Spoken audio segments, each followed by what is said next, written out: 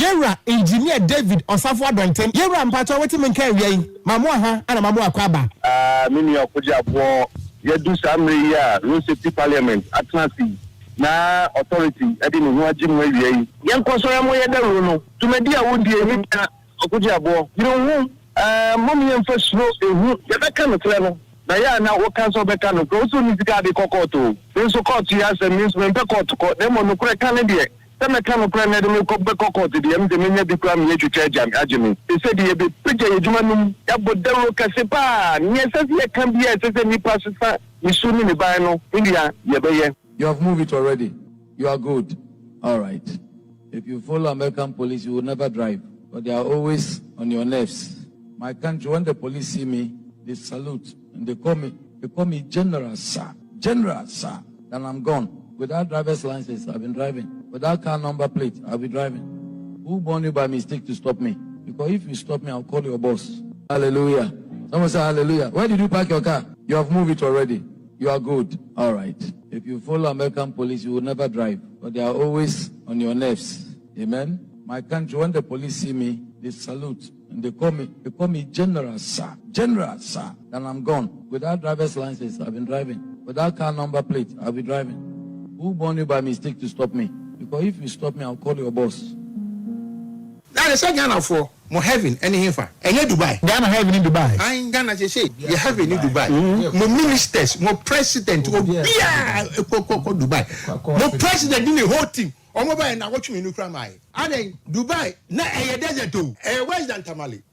Any upper east near upper west. Leadership. Enyini ba akope. Say 45 years later, Dubai or any advanced country in the world will stand toe to toe. Who be say ding and ye. A close to Dubai. One will train. Dubai train. Say ye chew now chewing gum. Mimim cry, but uncle can. Obi away who be there. Ye penti. Kwashia part train, red gold green, near boy and seven. No more men who know, walk car, or Mona 777, or Minya baby, a gina. Who named it, or what cost to, and what could chew and pour, any money certificate. Experience zero. Udu Krumwa, Esa Uko 30, baby school Kwalawo, Esa Utobo, na Uko 30, Utra baby, Kwandem Kakra, which means Namu Kakra, Ako 50, or Kamutowi, Nina or airline Mupepe. Na aso ye de adwumana motowi honest will be tranica akọ 130 140 nti bibia cross na ontumi nya hotwe ka bensia na bubububu adentina se basa sanse nipa ni du anim no se wato obu ama the distance as se wo ma bibisi ya na ne type pa ya o sati so samato to o plan mu na ke what gina frequent park gina nti we ni no man se isua ayi nim yan fanya adwuma because speeding there, a dear Bafo, the Bromwa, a trust here, ye or 3 yardwa, a free passenger car, so popping private car, and yes, I'm beer trying to castle in Jawum, Nanso, Sana Okan, and your road signs, as I said, maybe I idea and as I said, Usu, Adria, and Radidia Dumu, or Dumayem,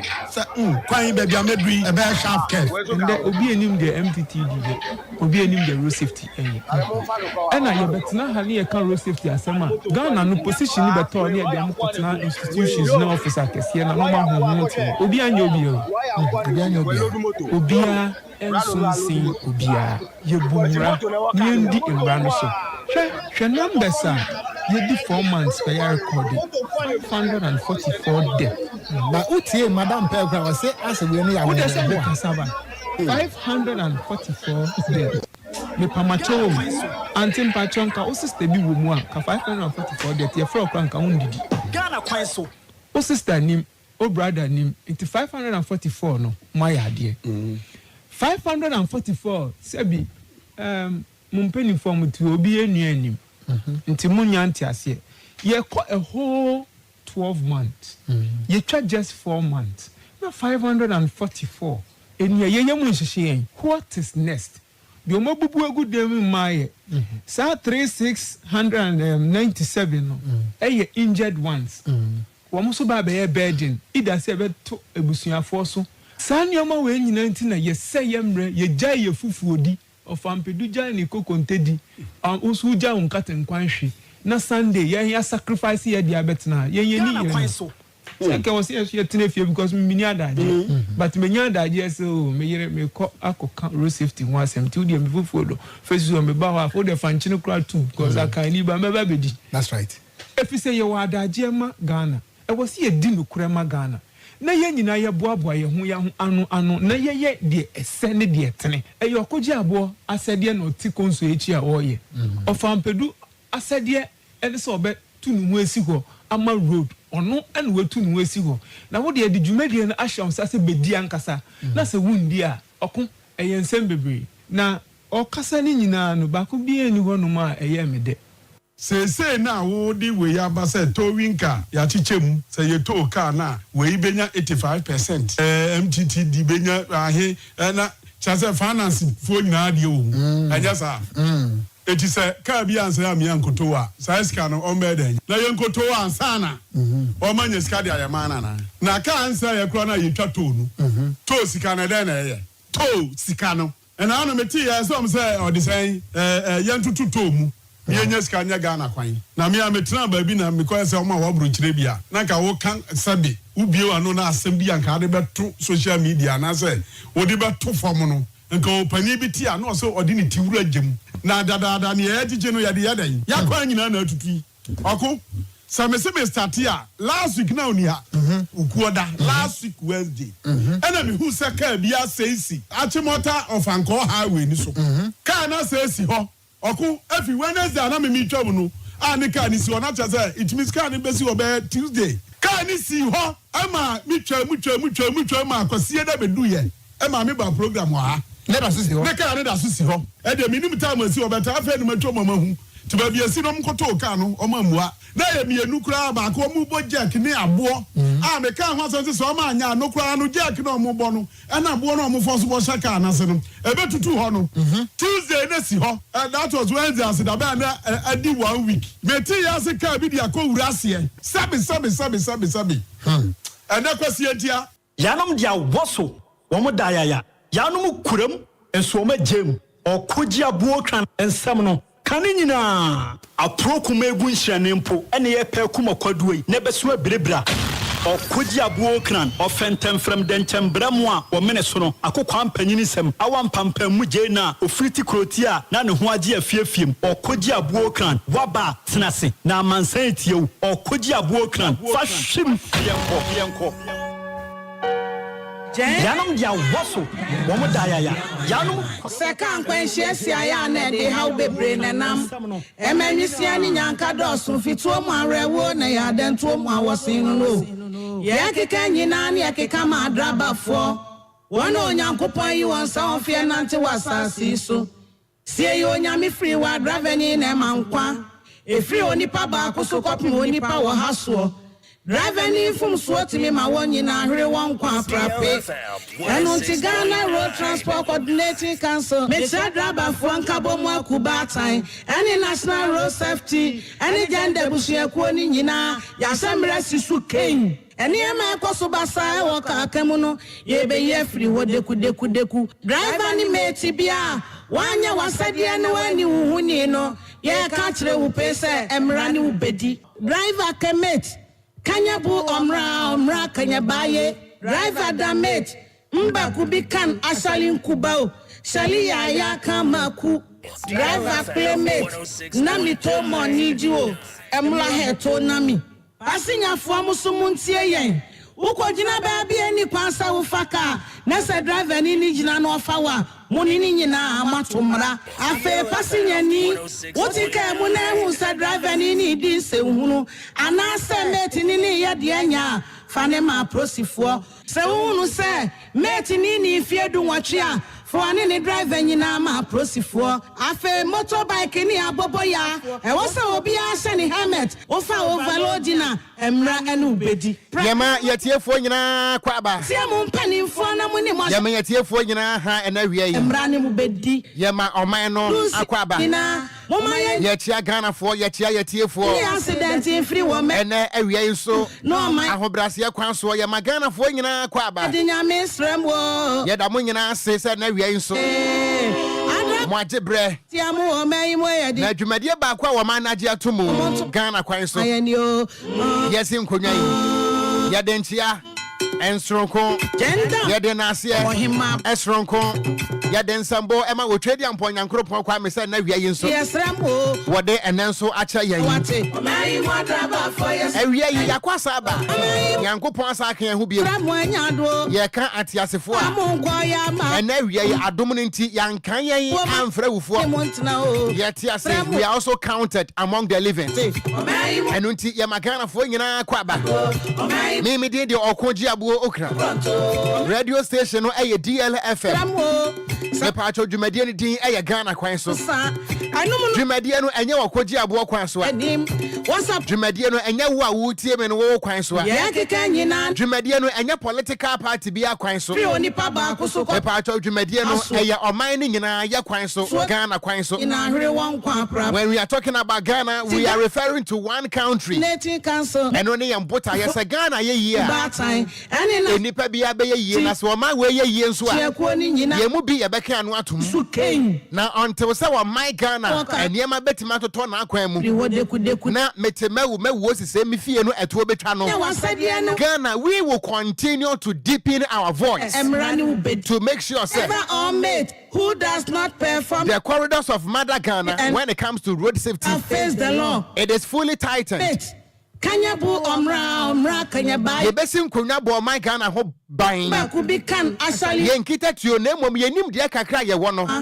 If ye de bebo my Ghana ho ban. Onipa wo haso. Ye nim de kakra ye wo no eye nokura ne ye de ka say. Ina hwere won kwa. Ye nim de kakra ye wo no me meti ha mini sika. Road transport. Ye me wo ene say me de me voice. Raba fuankabo. Ebe support. Ene nas. Entokwa wrencham. Ene jan. Wo ko aye nananom ko ye je wo man si ho. Presisu ken. Ye wo me ba asase so na wo my Ghana no na ye nananom akodi moja na twa so dada. Deku. Hey mom de me so me ye na metime de aboa. To acknowledge the effort of our forefathers and say ebre we ya manya me de me ne beka no kura kire wo man no. Me de me ne ebeka de minim. Me de me ne ebe kire Ghana for say this is the position baby Ghana mra ejina enie. And only the enemy met me aye. Ghana ha yes ye nyi sika. Na ye mfanya Ghana yi ya. Me tax mfian e dia na be ye. E wo mo se keka bo mu de. Na mom no de metime de aye wiase obi a won talent. Me de ne se bre we so a. Nim de kituwa bi na me wo no me fansi nkonwa. Na me ne dom ene mpempem. Ye mfa enye wo my Ghana ensi ho. Ye nka no kranchira pani. Ye nka no kranchira kwada. Ebusia dwumadie no e live and clear. Esa ye loud biem nso. E wo ye Facebook no eso. DLFM 106.9. Amemu akwaba. Me da sese wo hia me wo Facebook no so amani beje. Dwumadie we ye gi wo bi adwenkyere to. Ebusia dwumadie we ye esini democracy. Fa wadwenkyere bra. Efrisa me die na mekan. Ye won so beka no ye betimi asom e de abobra mo ma na ye yie. E bia na solution no aye pe no e wo wanum. E bia na e wo wadwenem. Ebusia betimi ne ya che won so wadwenkyere ni nyina. Yen Facebook no e ye dwuma Ghana kwan so is loud and clear. On Facebook DLFM 106.9. Me dey the Okogyeabour DJ Afiba.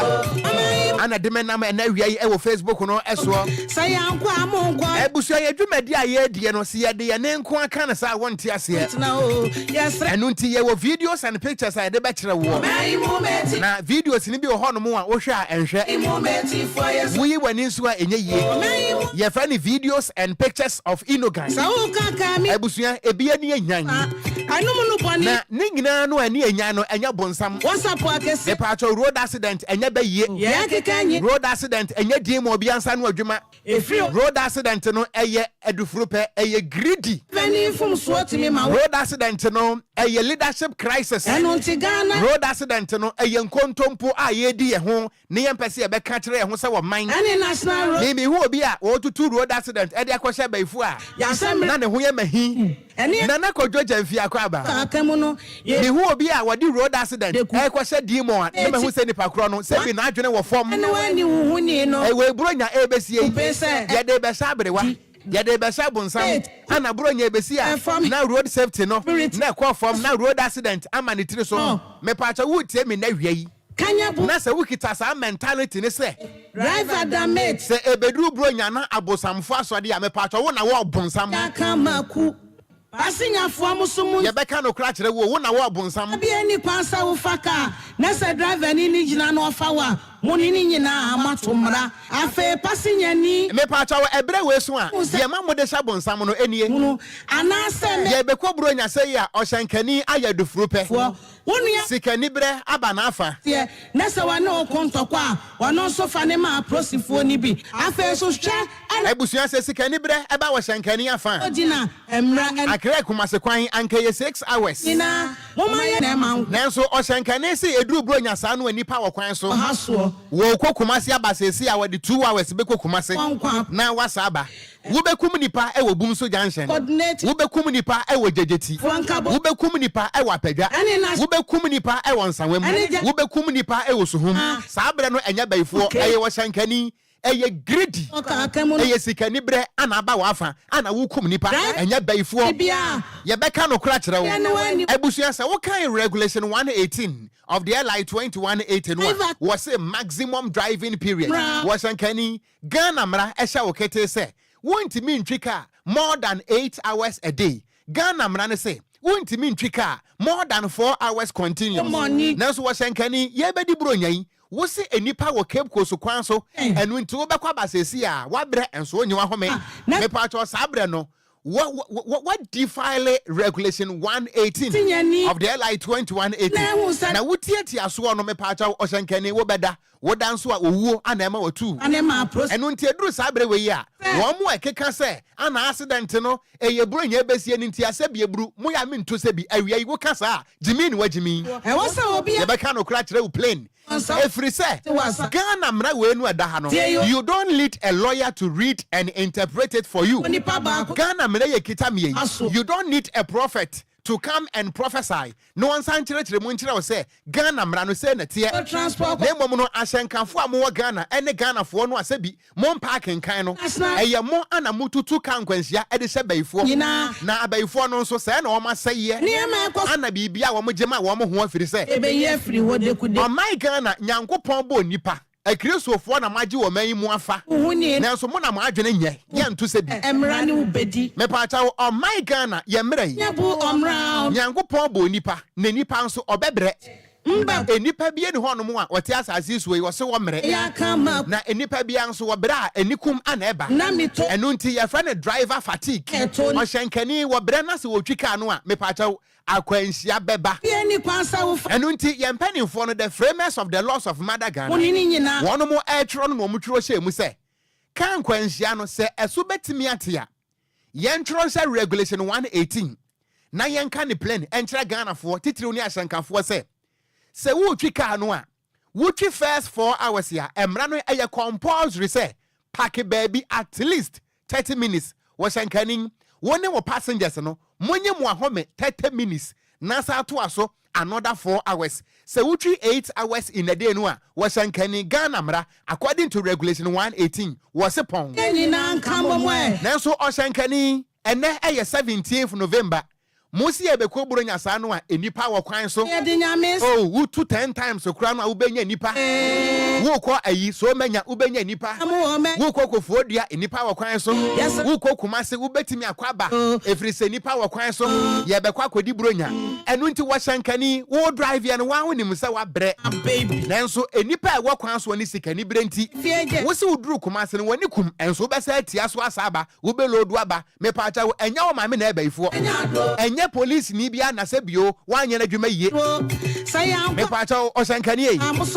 enya baifo bia ne kun wo eye usuba mbone adufuru pe nyansa wonim ene wadwene afirato anene wamato rentamato wo man enu nti ye tena se say ya we compare data we read the laws of Mother Ghana we interpret it so that ye beti ase na ya bekenkan bia kira wo Ghana ni WhatsApp yesen konya and then so eye kwasi ada foforo November bosom de to so edu enso enie efin champion no aduonu enan me pa cha wo ba ye Facebook no so a me wadwe nkyere magi atum mekenkan ye bedi no kura kyere ye ho driver ni fum so timi ma wonyina and then ye bedi nkomo say Okogyeabour Ocran say coordinating one in the Ghana Kwanso team Kennedy Nana Okogyeabour Ocran national road safety say yetena say na say Ghana mra no enkan ye ho a ye nkasa na mom say Ghana mra no e wo ye nkyɛn say de na ekita me yi a mekasa Nana Okogyeabour obekasa Chairman Clement Tempedu be fie hanom a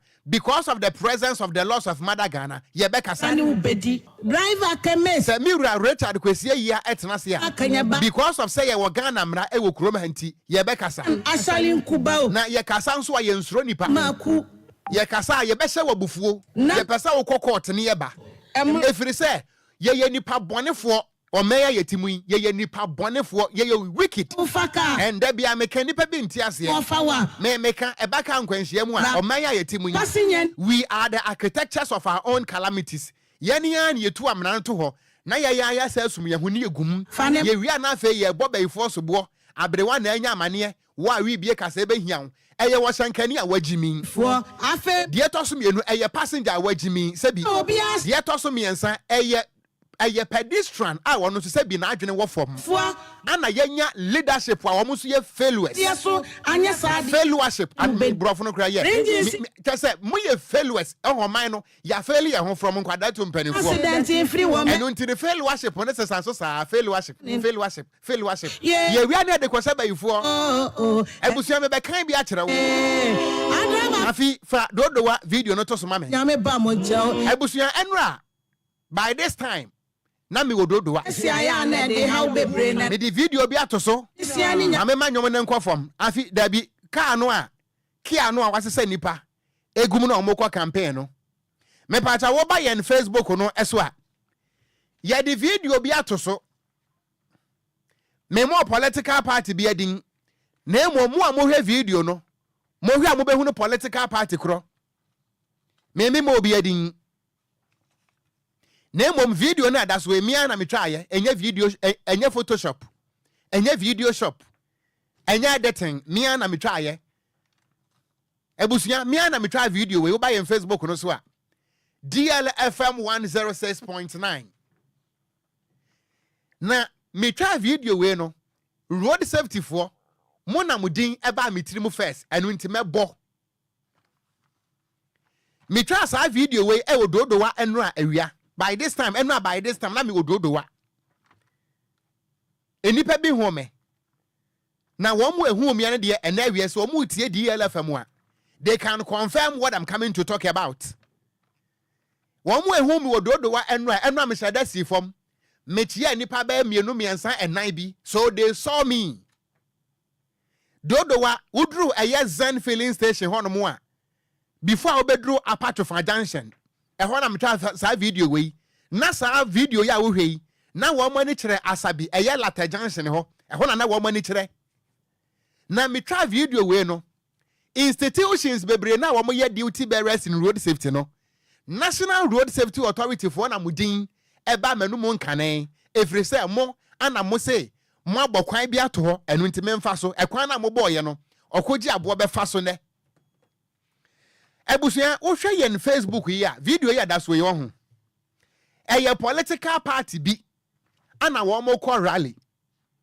na enra ka no a mitim no na me pentem nti na ye di mirika kakra so me anya time and video convoy ni nyina de mitimi twa ye no eye kia ya edefa jabidie yi kia track de edefa jabidie yi kia track de edefa banchi kia track de Ghana mrase yemfanfa enuoma no ana political party be say wono de or ye political campaign enu ntekia no esanso mako 5 ni nyina nipa gumu aye ma kia ba ko bia no samen ha mani na if I am not exaggerating na enipa kia ba ko bia no esu nipa be 300 in one bucket kia no esanso mako be 5 de wuhu ya etwa amun eye wo mo a eye surplus wa eye kia no one of the Kia trucks here eso spinners machines no de call campaign no so enipa egum ne nshada no so emra mani ba me ho se mi video no na de aye ma den no enipa tetare ho no na eno atwam kɔ so me pentama koye ma de ntimi anyina en video the other tracks no alodo no enti de mi video ni ti me capture ye eye kia no a ɛso eye spinning machines no a boys be 10 ana atwa ho ahia. And this is what you are watching. And no way. Dear ba mitrim no me be boss watch raw. Dear ba mitrim me be kan achraw. Ebusia me say krom high tie wo hu. Wo ye nsam troni. Me nuanom nsam trofo mpanimfo a munti adwuma yi yeda yesua mo no. Eni se bi wo mo nso a ebi a wo mu di yachi. A ebi a wo mu nso sua ye no. Ade ba ko a meka na yede ase ye hu nkra ne ene se wo ye nsam troni na so microphone na wa ansam a obeka ne yede ukogina court na se wudi fo a na wonya nsam troni papa FM 106.9 me se sisu biem se wo ye nsam troni se wo ye broadcaster asema mekan se wo ye broadcaster wo hu na wo ka asem bi na yede ukogina court na wudi efo a na won shada nyansam troni papa efiri se ensam troni bia no a wo wanyina so a wode kasa no wo kasa wo nsuro me meti hayi mi nsuro nipa efiri se empanifo na abrofo na me be kan a kire mu yi wo ba yen Facebook no so a video we eye dodo wa video ana wo hei abusuya on the 17th of October ene bosume pepepe nana wadaroma apomboko de yedo nyame ase me share that am this statement we to where na me ba bekan nana say na 17th November Exactly. enti ene pepepe ene bosume a road safety for the way by nana date ni nie afi mpacha so beti me the camera na to me so a me de kire Ghana for ye wi anu asa go back to the video. If you had a yen ne say yen kabida, Misusu say, Medjune say, yen kabi, ye say Ghana mna say. Mo Ebusia, more Facebook no so no. Me the statement be actual, my main circle date no ho. That ya semunti, my main circle na Ghana for hu ni ye. Me pacha hwa baby a men satimun. The massacre ho no, the me di blue pen, asake ho Facebook no so no. Me pacha eno ehun asam na mekan na manusia I will challenge the road safety authorities say omonko court say manusia I will challenge whoever say onko court say manusia I will challenge any Ghanaian anybody say onko court me pacha the massacre ho no mo am betimi screenshot this particular video mo screenshot it na mo fan to ho if it's internet there in chantro me pato bra Facebook no so masada me manaya still e wo camera num so that obi abetimi a capture en ne kita me yi ene eya boso me pepepepe exactly 30 days today a road safety for e de sa brofo we e ba ye yewra don tense wa pom ye me tiawo me yewra minti mintan wo da adwuma me ni road safety for na ye na mo brofo amode ba na de me amakenkan amoman obi atibi abusuya samo kai a accident ya esi ye on the 21st of September samo kai a on the 21st of September and the 11th September ewo obuase kwapia Ghana for mokai obuase kwapia accident no esi ewo 21st October 2024 ade chenye ana foforo sa si ye biem enti road accident na esi sa within that shortest period of time 11th October and the 21st October no na road safety for na wo mo homete 11th October accident na esi ye no na road safety for ɛno no esi wɔ Suhum atwedeɛ kwantempo no sɛ mo kae a atwedeɛ accident no Asante Achem atwedeɛ accident ni si on the 11th of October enti edru 21st ana kwapia VIP bus ɛno nso ko bufa so ekum nipa ɛwɔ Obuase kwapia so accident na to so ba ye bebre no na me wɔ fa adonten a me pese wɔ succeedie ɛwɔ road safety me wɔ fa adonten me wɔ fa no wɔno wɔfrɛ me wɔ fa ase prɛkopɛ na wɔne Kwame Kodua a wɔno so na yɛ director of compliance regulations Emma road safety wɔyɛ lawyer ni Kwame Kodua lawyer wapɔ mbɔkɔ deɛ me maame Pearl Adusu Satekla ene me maame Sembia Turedu road safety mpanimfoɔ na wɔn ho mete ɛno nti on the 17th no ana wɔn twere saa aborɔfo wei ɛde ɛbaayɛ abusua aborɔfo wɔn de baayɛ no mi redi akyerɛw atifi nsɛm no wɔse recent road traffic crashes deaths and injuries enti wɔn kan no wɔn twere aborɔfo no road safety for wɔn te aborɔfo papa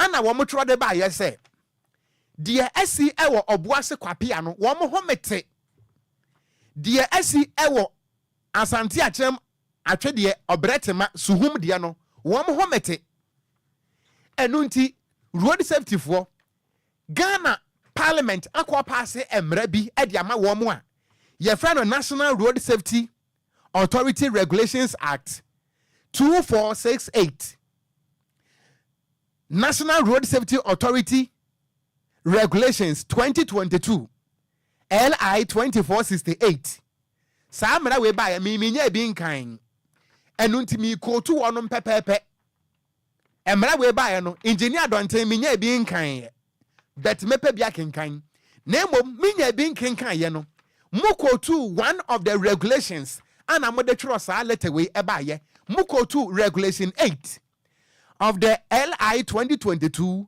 LI 2468 abusuya wo mo kotu ba ye no brofo de wo mo twro bi papa road safety for minti men kan ni nyina enie eno ntra me de a kire camera no Ghana fo betimi screenshot na mo amoda kete so na makenkan se Okogyeabour na no wa enti na wo ka de animu a mon kan kire no se de makenkan yin so mo screenshot na se mo kenkan na se sa na tie so a let us rebuke those who are lying.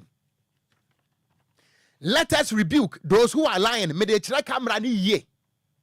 Na mwatimi aka ni ye. Afi ba me da se. Me de kire camera ni ye. Enu nti obi antimi nkan ni biem enie. Enti sa ohwe second paragraph no a. Massacre or regulation 8 of the LI 2468 massacre ho. Eno na road safety for gina so kasa ye. Mi begina eno anso na Okogyeabour akasa.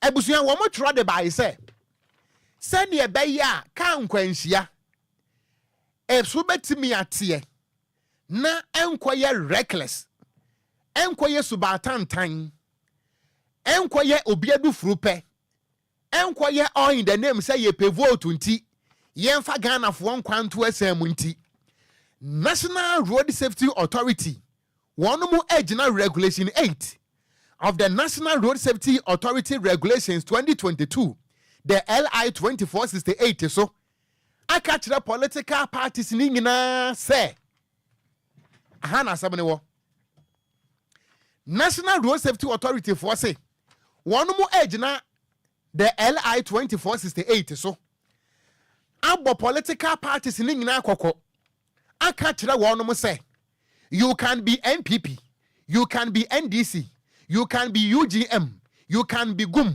you can be Ghana Freedom Party, you can be DNDN, you can be Nana Kwame Bedia Kochada, you can be Afafranto. Make sure say, wo campaign wa wo krono, wuntiatia emerebia, road safety for and more political parties no more yeso. Your friend no, road safety code for political parties. Me Okogyeabour, I am not a member of any of the political parties. And when one more sign this code no, na menka hon. Now so road safety for code 2 paragraph 3. Paragraph 3. One more warning letter num. Say Essential political parties in Nano, one be observing road safety code for political parties. Ye radonten, road safety code for political parties. No, I am telling you without any equivocal terms to say, a monumental failure. Ye radonten, I am saying it again. Road safety code for political parties. No, many politicians ne ko sign yes say. One more campaign now, one more yano. They should make sure say one more embu Ghana manaso. Ye radonten. May you sure say we to kwine. Oh Ghana here.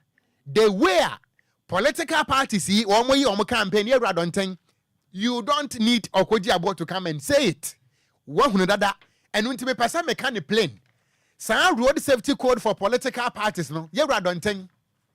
In the eyes of these politicians and the way they are conducting themselves, you know, a total balderdash, a monumental failure. You radonten, a monumental failure. If it say, you radonten, and ranami jina dodowa, and ye dodo wankoa, mi huno dia kwaso wa awoshi last week. Mi huno dia kwaso wa ewa miya MiPROMO so mefre ho last week na en mi modin. Can me political party bidding? Say me joso. Me more party bidding. Me a MiPROMO so me for the ye hu de akwaso. Engineer don tell mo bro for mo ka kire mu say. Send ye be ya political parties no. They will ensure road safety in their electioneering campaign bro for the mo de mo tro.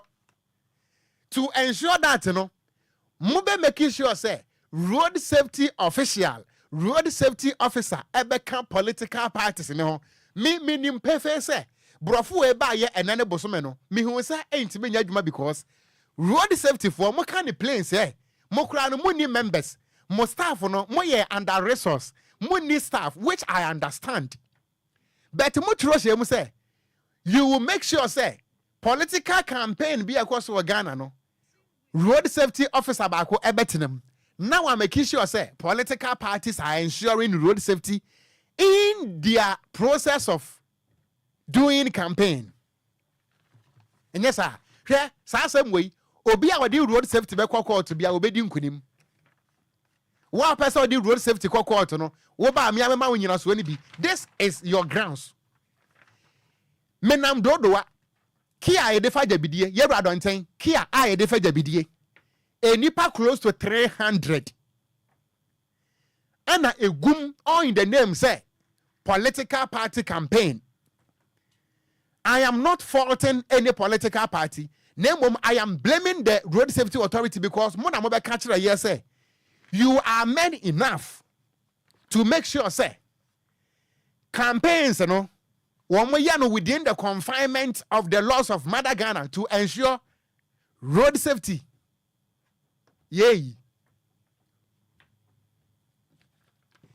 Much runner that was say, whilst these crashes are unrelated to political activities, the authority wishes to remind political parties of road safety risk associated with electioneering campaign and the need to observe the road safety code for political parties as the electioneering activities reach their peak in the coming weeks. Ye radonten. Mekoswa boarding sa frisame wafano me pesa o succeed completely. Me nua penny kwa me kodua. Mekoswa boarding. You are in charge of regulations and compliance. Lawyer kwa me kodua. Are the political parties complying to your code? If they are not, why are you still in office? But rather you are not in court. Lawyer Kwame Kodua, if the political parties have totally defied the Regulation 8 of Road Safety Authority Act 2022, Act 2468, Lawyer Kwame Kodua, I challenge you to go to court because you are a lawyer. Sue the political parties who are not complying to the regulations of Muhammad Parliament, MIAG2 mono. Sam Braway, and no one sam na me kwaka ya 2022. Me ma me pele ka kire me se kwasi ada de ani kunu bedi fufuo. Eye sa emra we ya ana nyame adom ya pass ye. So road safety for you don't have any reason to fail Ghanaians. You don't have. No. You shouldn't try. Don't try to explain your failure. Don't. Because emrana moka se yen famamono. Parliament kwatena se no. Me nana kodwoja mfi. Me chairman pedu. Me ni iko echuru. Ye ko ho ntokwa from 4 years ago. Emma yewura donte crash me bosse. Ento ankopem 2021 August. Na sa mane ya pass. Nanso ya mpass ya ma mo August. Ne ya pass ma mo 2024 no eye. Nyamia dom whether ache wana se enche yo aba. Road safety for you have no reason to fail Ghanaians. You have no reason. Not even a single one. Because 2 minu amoka sa mo peno. Aside say, ya upgrade ye more mamu authority, every commission by your authority. Nanso no ma fail Ghana for in the fight of road accident. You have no reason to fail us again. Ebra parliament akwatena ye. Ye wa mrebi wo hono mo a public interest bepemene parliament mpasse ye bi LGBT de ayensem bisa anda ho. Ye wa mrebi wo hono mo a public interest. Eno ye nyentum but ye mpanifo ne parliament ne pese accident no esokwa fom nti road safety for ade LI 2468 ne kwato parliament no to ensure say nipa nkwa ya protected and lives are fully guaranteed. And ye jitu mumamo. Engineer Donten, you have no reason to fail us in the presence of the LI 2468. And Kwame could be a lawyer. Me pese uko court. Now we see all the political parties why they are not complying to the regulations. I want our director of compliance. Say nipa dodo ewuo. Enipa 10 na ewuo, enipa 3 na ewuo no. Mabre ye mekan biem. Wa wo bewuo ye besiewu. Wa wo bewuo ye besiewu. Sa na road safety for e ka kire Ghana for say wa wo bewuo no ye besiewu. Because say motena say na say mo keep silence, we will interpret your silence. Say mo ye dia, we will interpret it. Ye be kire mo kire Ghana for because say meti hai amadwuma wura fa amadwuma se Okogyeabour bekan news na kwasia da be ye Kwanso jojo dwumadie no me ba adwuma mu hanom no na kwasia da duro microphone we ye ntunkoi na masaka kire adwuma wura se adwuma wura me pamchaw se mo pese adwuma we menye na menya ne kama na ntime mu ade a mo ntop pen ma me na adwuma wura Charles Kodwofosu asa atop pen we no ade ama me afa kwasia da duya na metimeti no busa me an and no, Medjumewura, he has no reason to dismiss me. So Medjumewura, all the resources I need to do my work as a road safety advocate. Na kwesi da drui na ma Medjuma. Wo busa mi ana metoto papa so a. Medjumewura Charles Kodwofosu, daddy baby a obi amechiawo. You have no reason say won't sack me. Sack me because me monumental failure. Ebini road safety for because say we beti intim bail ne agye atum na be law no enya sam ketwa wo mo de ko ye ne yagye tum you see mo ya mebo obi a bite from 2024 mebo engineer donten bite sa besie wieye de wo kan ye de fa sa emra we ho 2020 2021 2022 2023 we are in 2024 now the law now mo pen it is fully passed and it is fully assented by the president. Why are you still failing us? Road safety for why are you still failing us? In the eyes of these laws and in the presence of these laws, political parties are just treating Ghanaians as cockroaches because woman who say Ghana for no adwene wo form say bibi anim. Say bibi anim me pa cha de ekoso okrom hai. Obi bia no a obetam political parties no so wo mo court no. I am here to give them the law. I am here to support them with the regulations. Won betimi agina so e de asiw any political party because amanyofo no all in the name say ye pe vote nti mo de Ghana nkwa adane nkwase asem mo de Ghana fo nkwa e gura to pre and road safety for no so indirectly because wo mo ye MPP NDC MPP NDC enti de ekwaso no eye wo mo fe road safety no eda wo mo so kwa enya hwe na me hu ya mabo Ye bedi nkomo mienu me wura Richard Kwesi yia atenase. Wo ye national coordinator. Emma me wura position no. Me wura compliance and enforcement. Compliance and enforcement. Emma DVLA. That's right. Me wura atenase wo free headquarters na ba. Ebusu ni bedi nkomo ohyankani ntie miye. Ghana Police Service. I say what much say one slogan. Service with integrity no. Paramount to them one. Sanka every day ya dia was shankani ejina court. Service with integrity no. Ghana Police Service. Etiasie sa abrofo no se wo motiasie. Ana wo mobaji atum say it is their slogan and therefore they have to recognize their service and they have to recognize that they also have to make sure say one more services no it is fully accompanied by integrity na womatro no a esesanka every day me be quote regulation bi esesanka every day ye dey driver ni baako mienu miensa not less than 50 ekogina court na ye bo wo moka ekakese anampo no possibly ye jail bie na ashankafo na kan di sua nyansa eni se ebusuan sa what kind regulation 110 of the LI 2180 no a me pa cho shankani wonim se enwom no a wo bo no wo ka no no tape no a wo de bo no no speaker no a da wo ka no no se enye broni na wo ye ka no na di tu mu na wa na ade atum wo Ghana ha no mu a wo ye illegal driver ese Ghana mra chewo ye be ko tu a kire wo regulation 110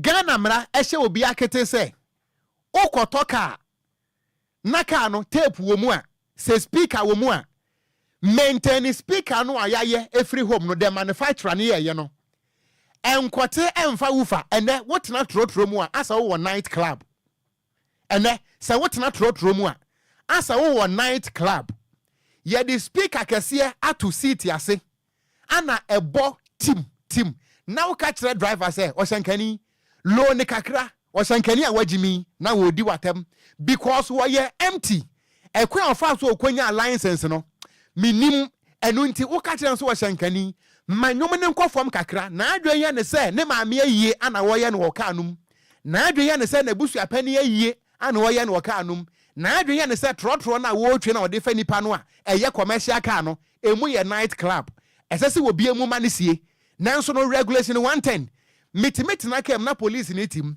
na driver ni jigum na police ni opportunity say ya security pomponi because we are empty police officer in the car empty ye be de hon komo regulation 107 of the LI 2180 ye be ka ene regulations me no ho asem regulation 107 washankani se wo drive wo bra car na movie no se mampani akufo ado kra na befra wo phone so ahwe na wan peke se mahama mpo na befra wo phone so am pa ahwe na wan peke na se wo peke at the time the vehicle is moving me pa emra no say yenchew men kan kase men pen fo atena say we are here to disintegrate the laws and their content nana asumdwen kan oko enkan so nana bibia boko de adom bibia boko ola course na fe we polo on we kwaku bi tu ato we sign we are I tell a boy a friend kwaku bi tu ato kwaku dudu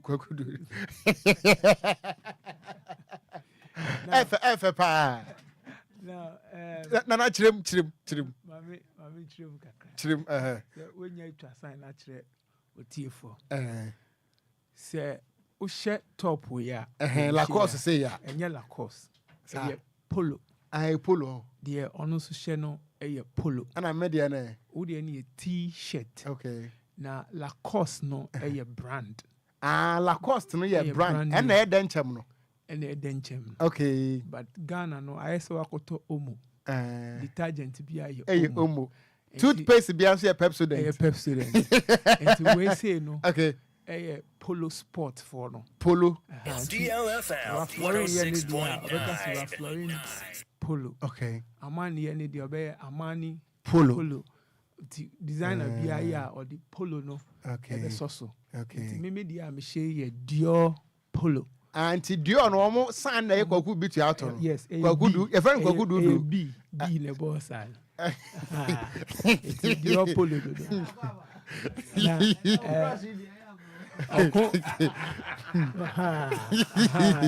Okay. Atubam. Okun.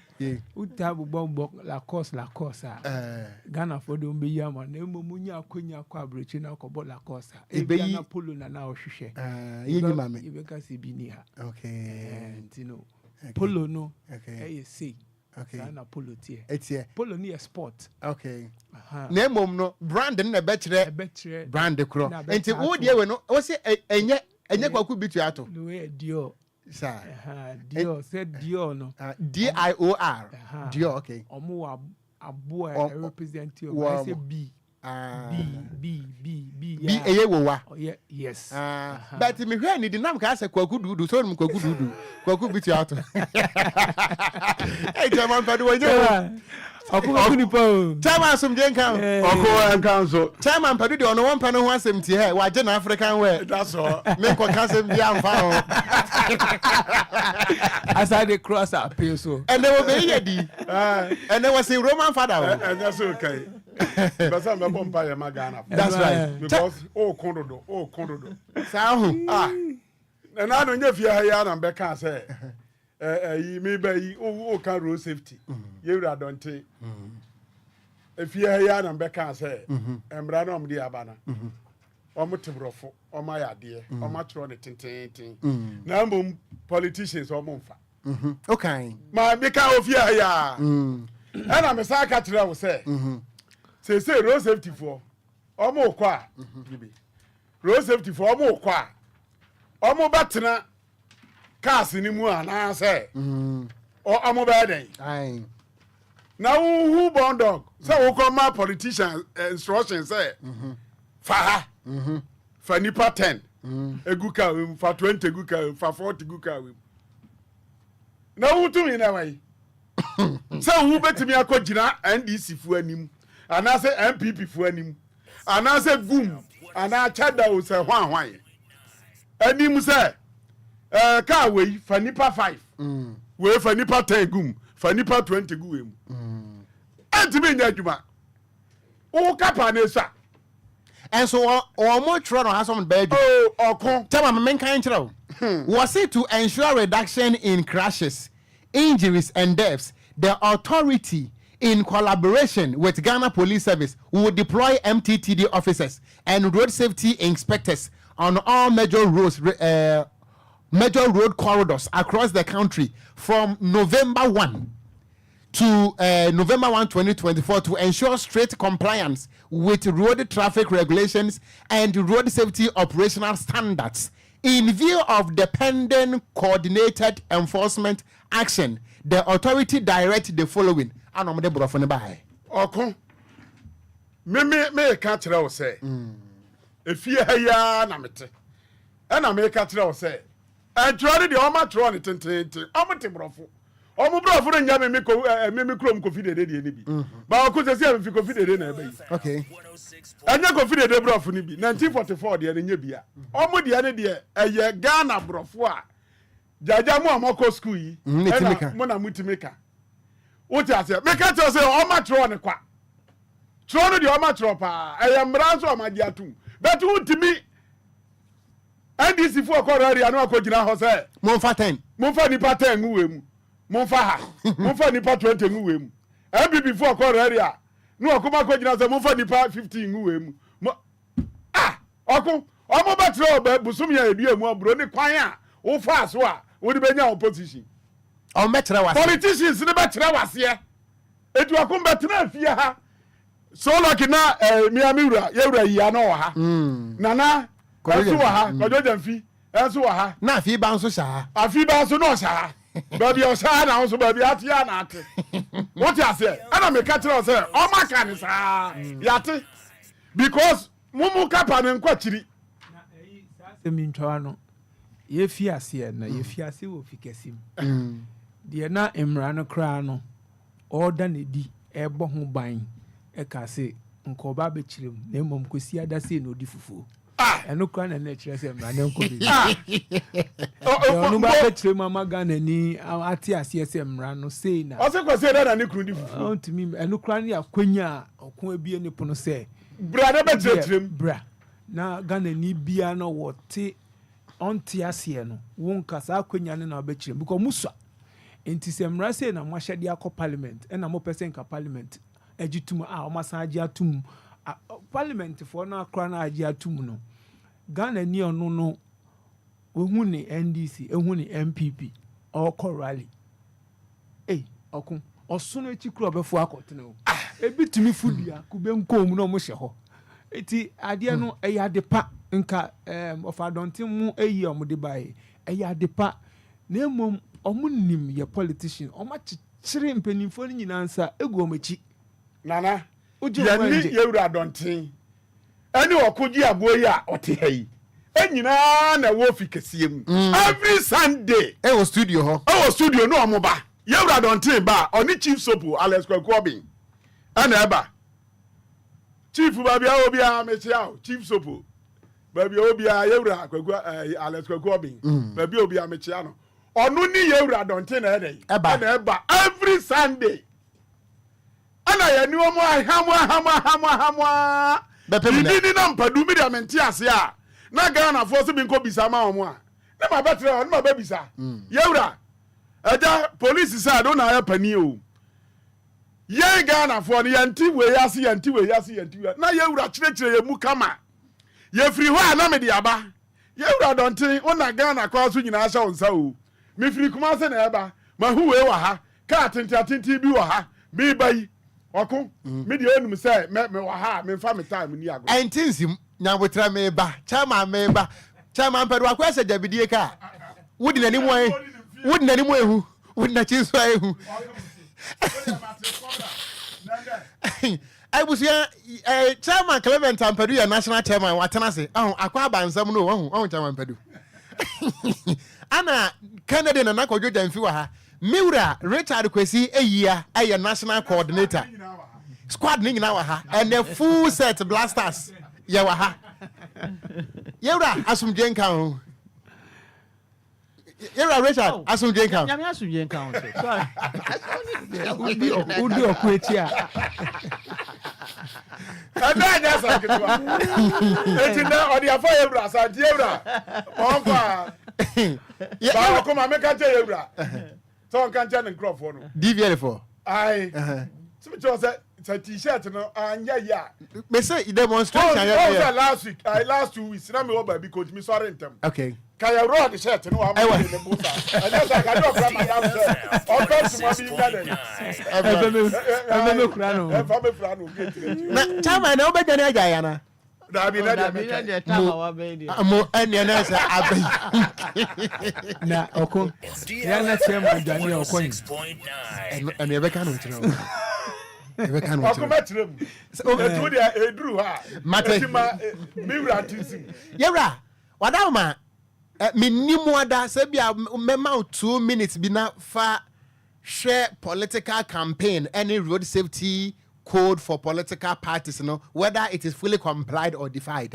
Meaning, Obeka Krebia Fahu. And Sani TSC, the main topic anymore. What's the media? Jesus is Lord. DLFM 106.9. Jesus is Lord. Hallelujah, amen. Hallelujah, amen. And yeah, men fellowship for good. Okay. And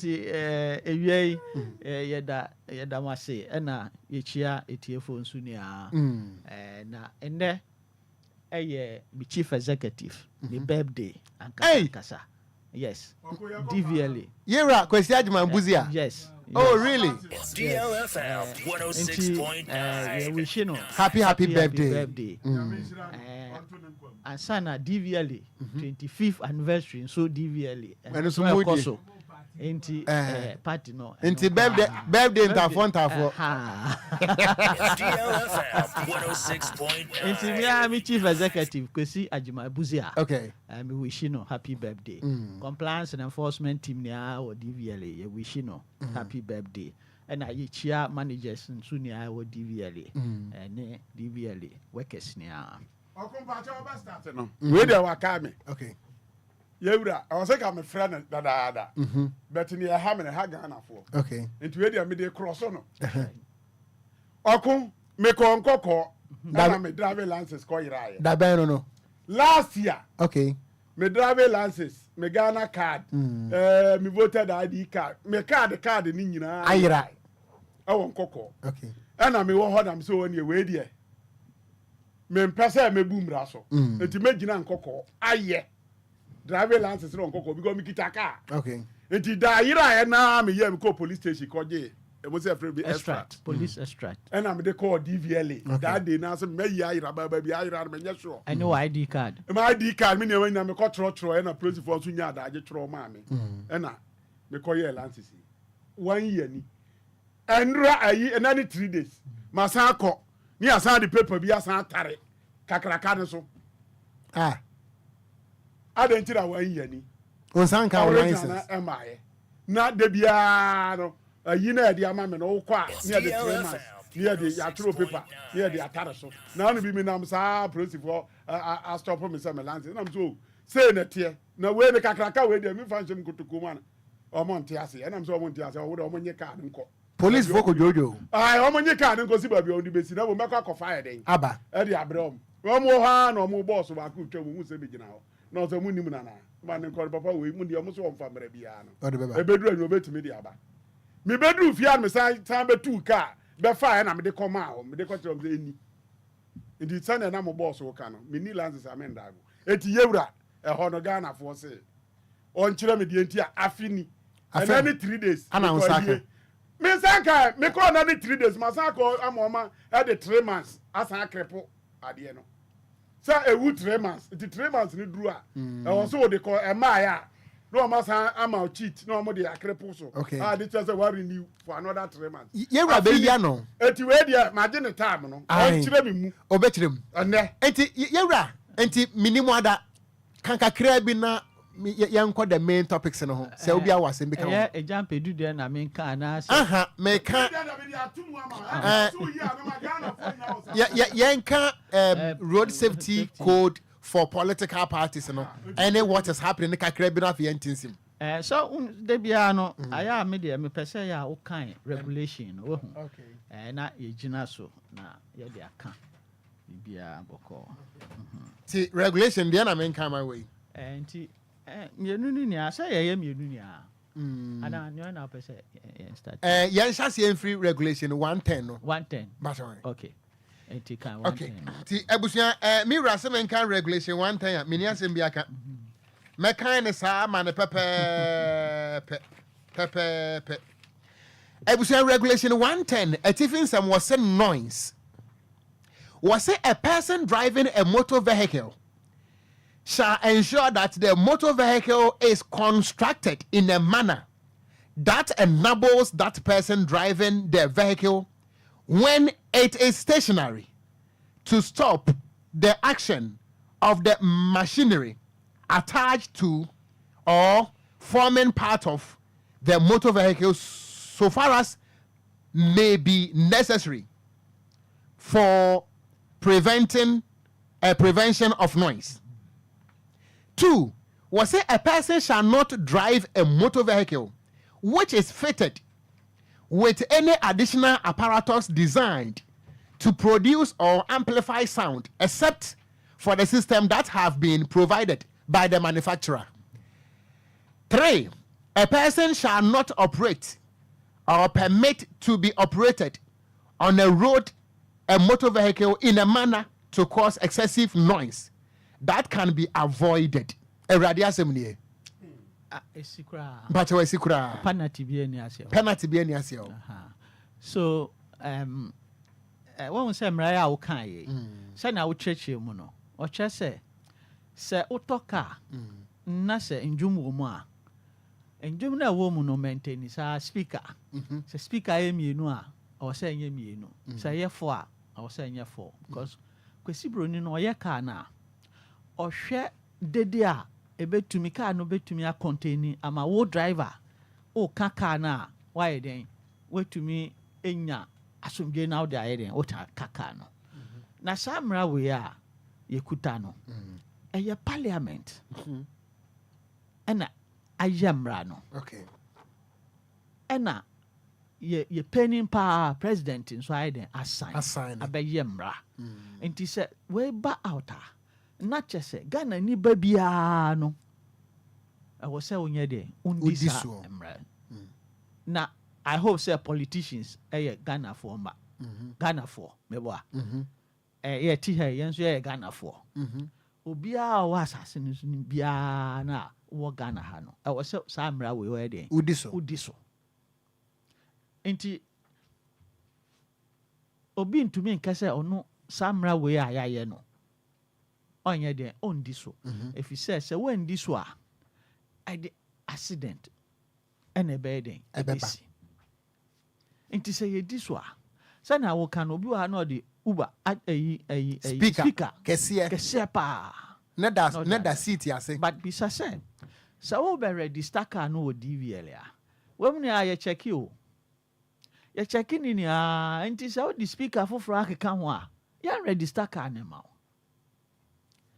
so but obi wo ho a obe register car no wie a odane no ho ano na why den osade akotum office speakers no eni ntina compliance and enforcement ya wo kwan so no nti sa wonya register car na wonya roadway dia eno nkyere se we wie o nti wo nam kwan no so na wo ye ne a wo pe dabi compliance and enforcement e wo ho be hia police nso be hia enti samra ne de say yemra ya parliament apase ya president nso asan a abeye mra obi a uti Ghana krom ha bia no wo say we de odi so say mami musa ekwan ben na we fa so ekoso accident say ohyankani mi twika na mebie speaker ana mede say de ehuni na ebonyum team wo ka na kwan be so ana saade ne timi cause so accident no one thing I was driving no HSA concentration. Okay. And there back. Concentration. Concentration is I say when you were the way you concentrate. When you at that point so. Because concentration no Emma say o kaka no wo wahwe wenim by 200 meters away. Ni abetumi asi wo sa kwan no so okay na sa wo de we asi wani so na sa wo bon dwom foforo so ana noise bibi wo jigum wo ka no mu a obstruct wa wo ye be fi ni a wo ye de wo ye no we need that so ana afi nso no ka na wo ka no ejampe du ha obekiro wo du ba bia na wo de ye de etwika no all your senses are working o part ni nia o part ni nia o de wadwen we ni waso wano onsa onan wankasa bisa infa na unfen enkaka no enti so di we mu nia ya na se waso no etie se bibi agihwe woka no ho a obete na dede na bibi agi kokra na wante a se ni accident na na ekọ no enti yempanifo na omhyehyɛ amra no omunnim se dede bebre no ebetumi agi wadwen afi driving na wo ye de no o driving so enti o say ni akwesi broni aye no ye ne sa enti ade ye hia wo kwan so na wo di speakers ni bia akeka ho a mremu no ye wo ho kwan se ye bechew na ma wa kwaye ni a wo se o ye de o ye but say said ye wo kan wo say drivers no say o mo ba DVL a wo mo yi sa speaker no etufie na wo mo aba wo ma be ye de o be ye be wie no na wo ma asa akotamatom with this problem no other than the DVL for more enko terminals no so because when you go to the terminals trotro station be a wo Ghana bi anka mo be chi wo nyina gum because I say ashankanfo no hu say DVL for you smarter they are more smarter so therefore mfa speaker na ma ho na ma be hu enti e be speaker na to fie e bi kita 32 inches speaker wo ka no mu enti sa de ade na sim kwa sa mo be ko terminal no so acquire that inspection on the terminals enti usha compliance and enforcement your manual na manual no na kire yen senia yendi edwuma no enye den emfa enti usha emra no emma yen akwanya ne se cars atintin pa no omo ye commercial cars no omo ye ngira omo okwan so mu nyina wo mo to say VIP okay STC so cars atintin pa no if you say just imagine ya kwan so na VIP cars mienu be jam ne ejina omo a yeso obi ensi fom na inspect car na e de na besi chaos ebi aka wa ku bia fa 60 na ekwa ba so na be create chaos mpacho me bawo chaos enti emrani sha yese sa cars ne de ye be call mu terminus no ne akoye sa inspection wo ho eya ye enti ti VIP say etumi trom say ye ba ye be ba no drivers ni nia e wo ho cars ni so nia ya inspect driver licenses infractions bi eni ho a ya inspect cars no so enia car ye be inspect a problem wo ho no ye ma station master ni ho a car no ntu agi se wakoye nia e wo se onye den onye ansana enti omo de terminus no ena yakoho ni akoye omo inspection enti ono no nam kwan so a onam kwan so a enim say yes odi mraso so when di mraso nso a yetumi fa ne normal no na ya den ya suspend no na sa tem na kro no ya ma omo information message say yes sa mo car we ya sese ya ye bi VIP ene eyi eja adakabre so on no VIP no yes onu say ya suspending a cars ni bia onu ahu say yes ya boy djuma pa STC for so sa enti terminus ne de ye ko ene omo ye den e kasa but the problem no ye womo be ye road ready with DVL wow omo kuta fake stickers ono amba DVL no kuta fake stickers so into ano nam sakrofo no ye chi omo but omo so omo do so bebre enti na ye bode rules say o car no edu say ye commercial 6 months bia no e wo say ombra DVL na ye hwehwe wo niemem ye inspect o car no o suspension o brakes o headlamp say my member question with you me town for VIP but me for VIP nso hu sa anwum speaker no a daka mu de so one more the better said they comply with regulation 110 that's good one more and comply trot forward almost na road wedding so if they are not coming why don't you go to them because you know their terminals yes who say obekono car no aye load no sometimes what no nam kure nye ye speaker shase anya asam kotwa I didn't na DVL mo nko because you know they are not coming on say ya ko honum no a omo honum no emra no emma ya kwan potin say honum na no yanchi na na say bibisa but ya ko omo honum na ya ko with education a chechere so emra no mamo kwan say mo nche driver or terminal so no tell you me patch say emra no ma ya kwan say omo nam kwan so na ye gina no na fon so wo ho a ya be chi no e betumi an pando ne car ya be inspect ne car so but omo no yan ka say yan call mo terminus ne aye call mo terminus no long cars no They say VIP and I said I'm boss no. Omo de ya call mo ho na ya kwa akoye inspection na akoye bibia na omo ho no de ya call na ya fine infraction bia etumi ye den impande ka na ya bibi. But we mu no omo ekwan so na ye hwe omo say ya call na say ye hu bibia enya ye be advice o. Ya advice o na say ye hu say wan ya yetumi suspend roadworthiness no na afide wa by your office na ya thorough inspection amount enti omo de say ya call mo ho no mu a ya koye purely education ema omo enyo omo nko a omo ne taxi drivers ene omo ni a because say na America no last year say ya call terminus enya akra nko a across the whole country GPRTU ya no omo ko di nkomo ya ko educate omo ene ye eyi handheld tools a ye di adwuma sene ye adwuma ne fa say ye chi wo kwan so a say ni na ye be ye ya ko educate omo ene ye kire omo enema nso a yesen e wo say omo ma enye because one say dan no me dey ye checklist a ye do ko kwan so e buy ya ma omo bi example a enema e wo say e wo car no ho a e wo say enye adwuma ansa na esi kwan so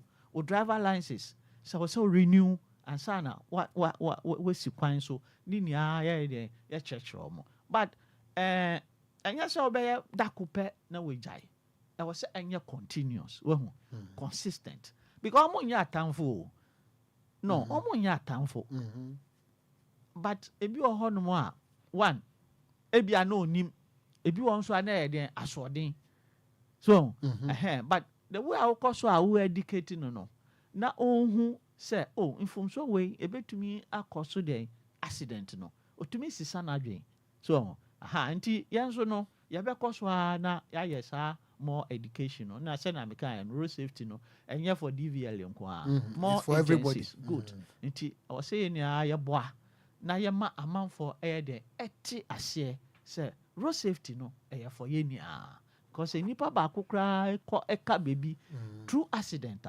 how Ebusia Yera Richard Kwesi Eya National Coordinator Compliance and Enforcement Emma DVLA.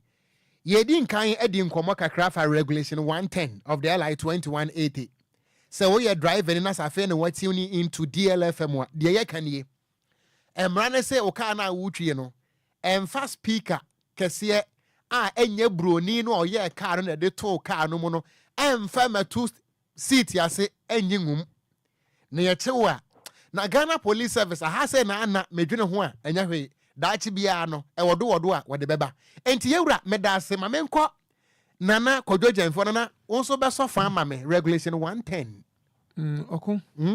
okun ye ko a eye ko a esan ye ko biom ekon ne ye ko na attention ni nyina ko di trotro drivers and a taxi okun bicycle riders omo kromo namwa omo de earpiece ashomaso motor riders enamwa no omo de earpiece eno baba eno your second topic eno okay eno your regulation 107 here about surrounding the speaker and that's right sure fine inti one drivers na womo de speakers eka omo amplify especially taxi drivers ya na show mo boot ene ubi anya sam kotwa ya na show mo boot now omuma ejuma no eye di ma DVL for ene ejuma no sanso so ye din omo tai di sisi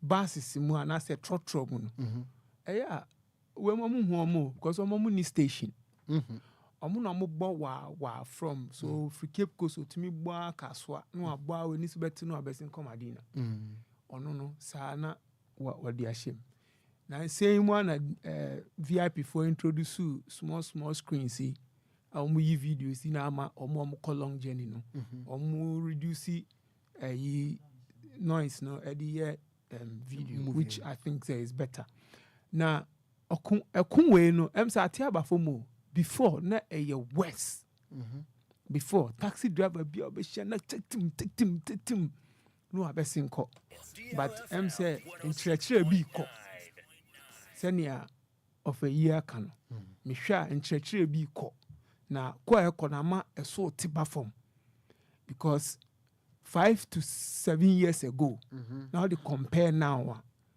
at least one for trotro for now can say ushia trotro be 10 na obenya be 2 trotro for na ebonyo no tim no sa se ushia Benz de na wanhwa unya bi kra but unya smaller ones na omo rani agbogba any eyi womo no eni checks eyi bia nkofo bia nhyeda won say womo mukita GPRT bi a Benz bus yi bi ne eyi no de ya na mpanimfo no na ye take cross aka no ti ya no me discipline kakra steady drivers na so a age group no so sanka ho womo mutatwi bi a nsanwom to circle sa buses na co station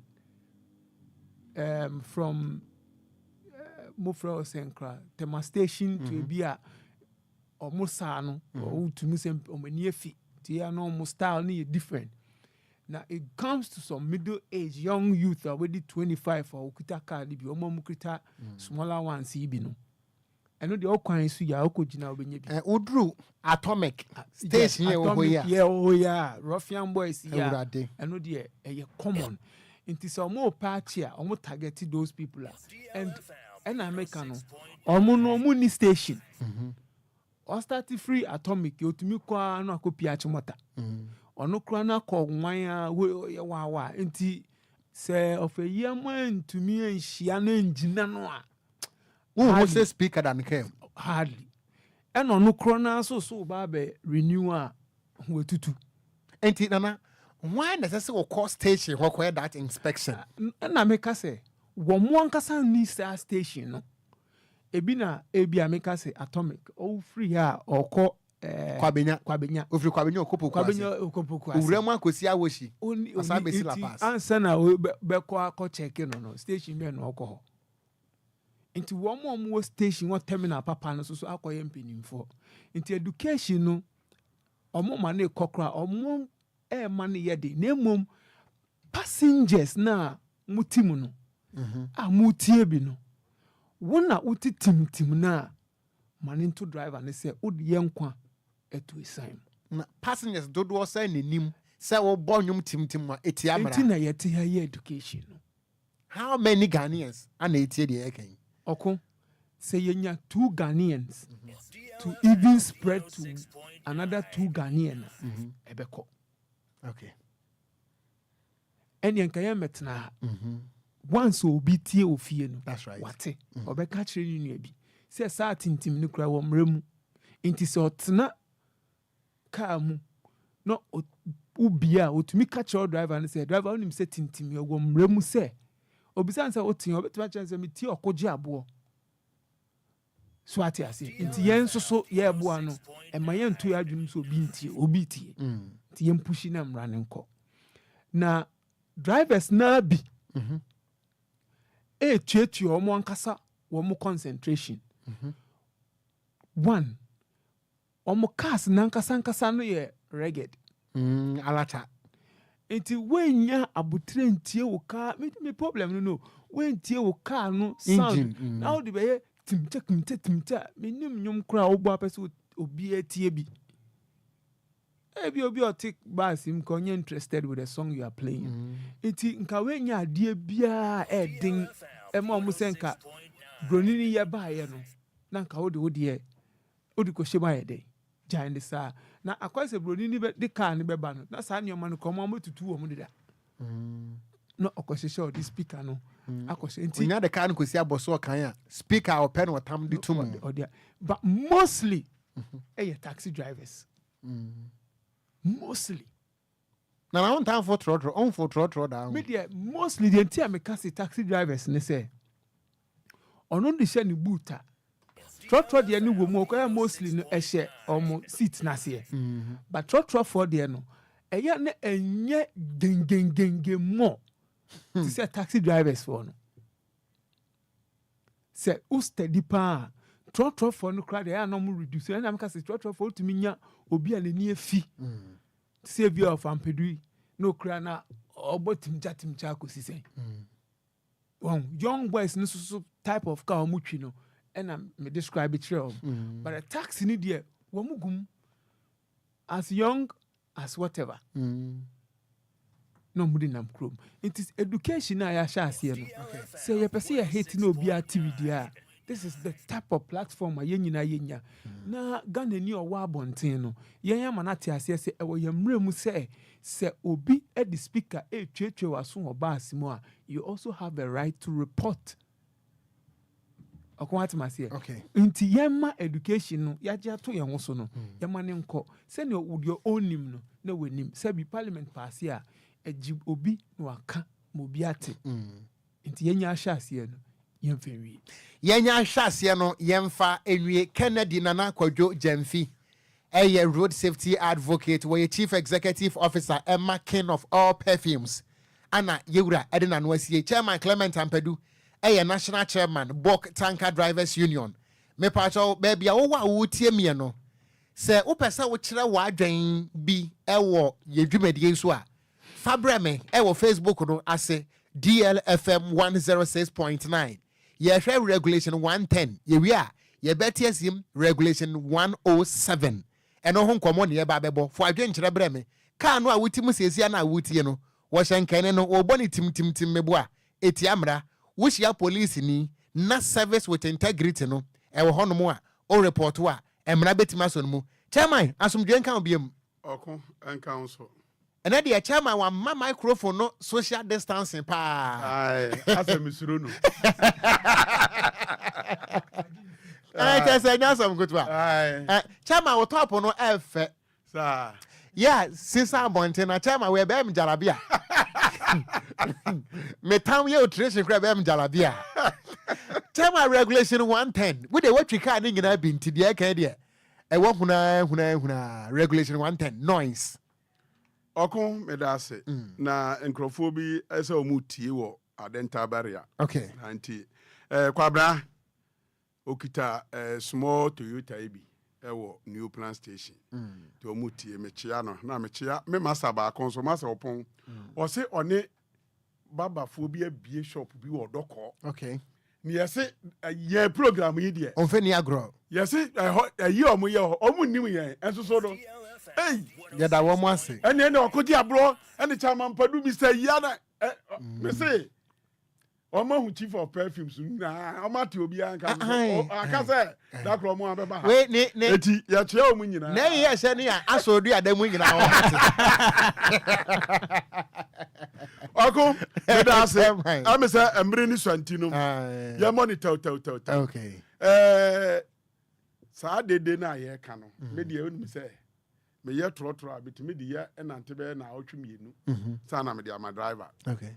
Ena baas no so nyame adom 2010 ena metimi U-turn ba metimi GB. Okay. Enti eno so me de ye adwuma ba busumi mienu ansana me hunya driver fo a me de mom ti ne ye ka no me wom. Okay.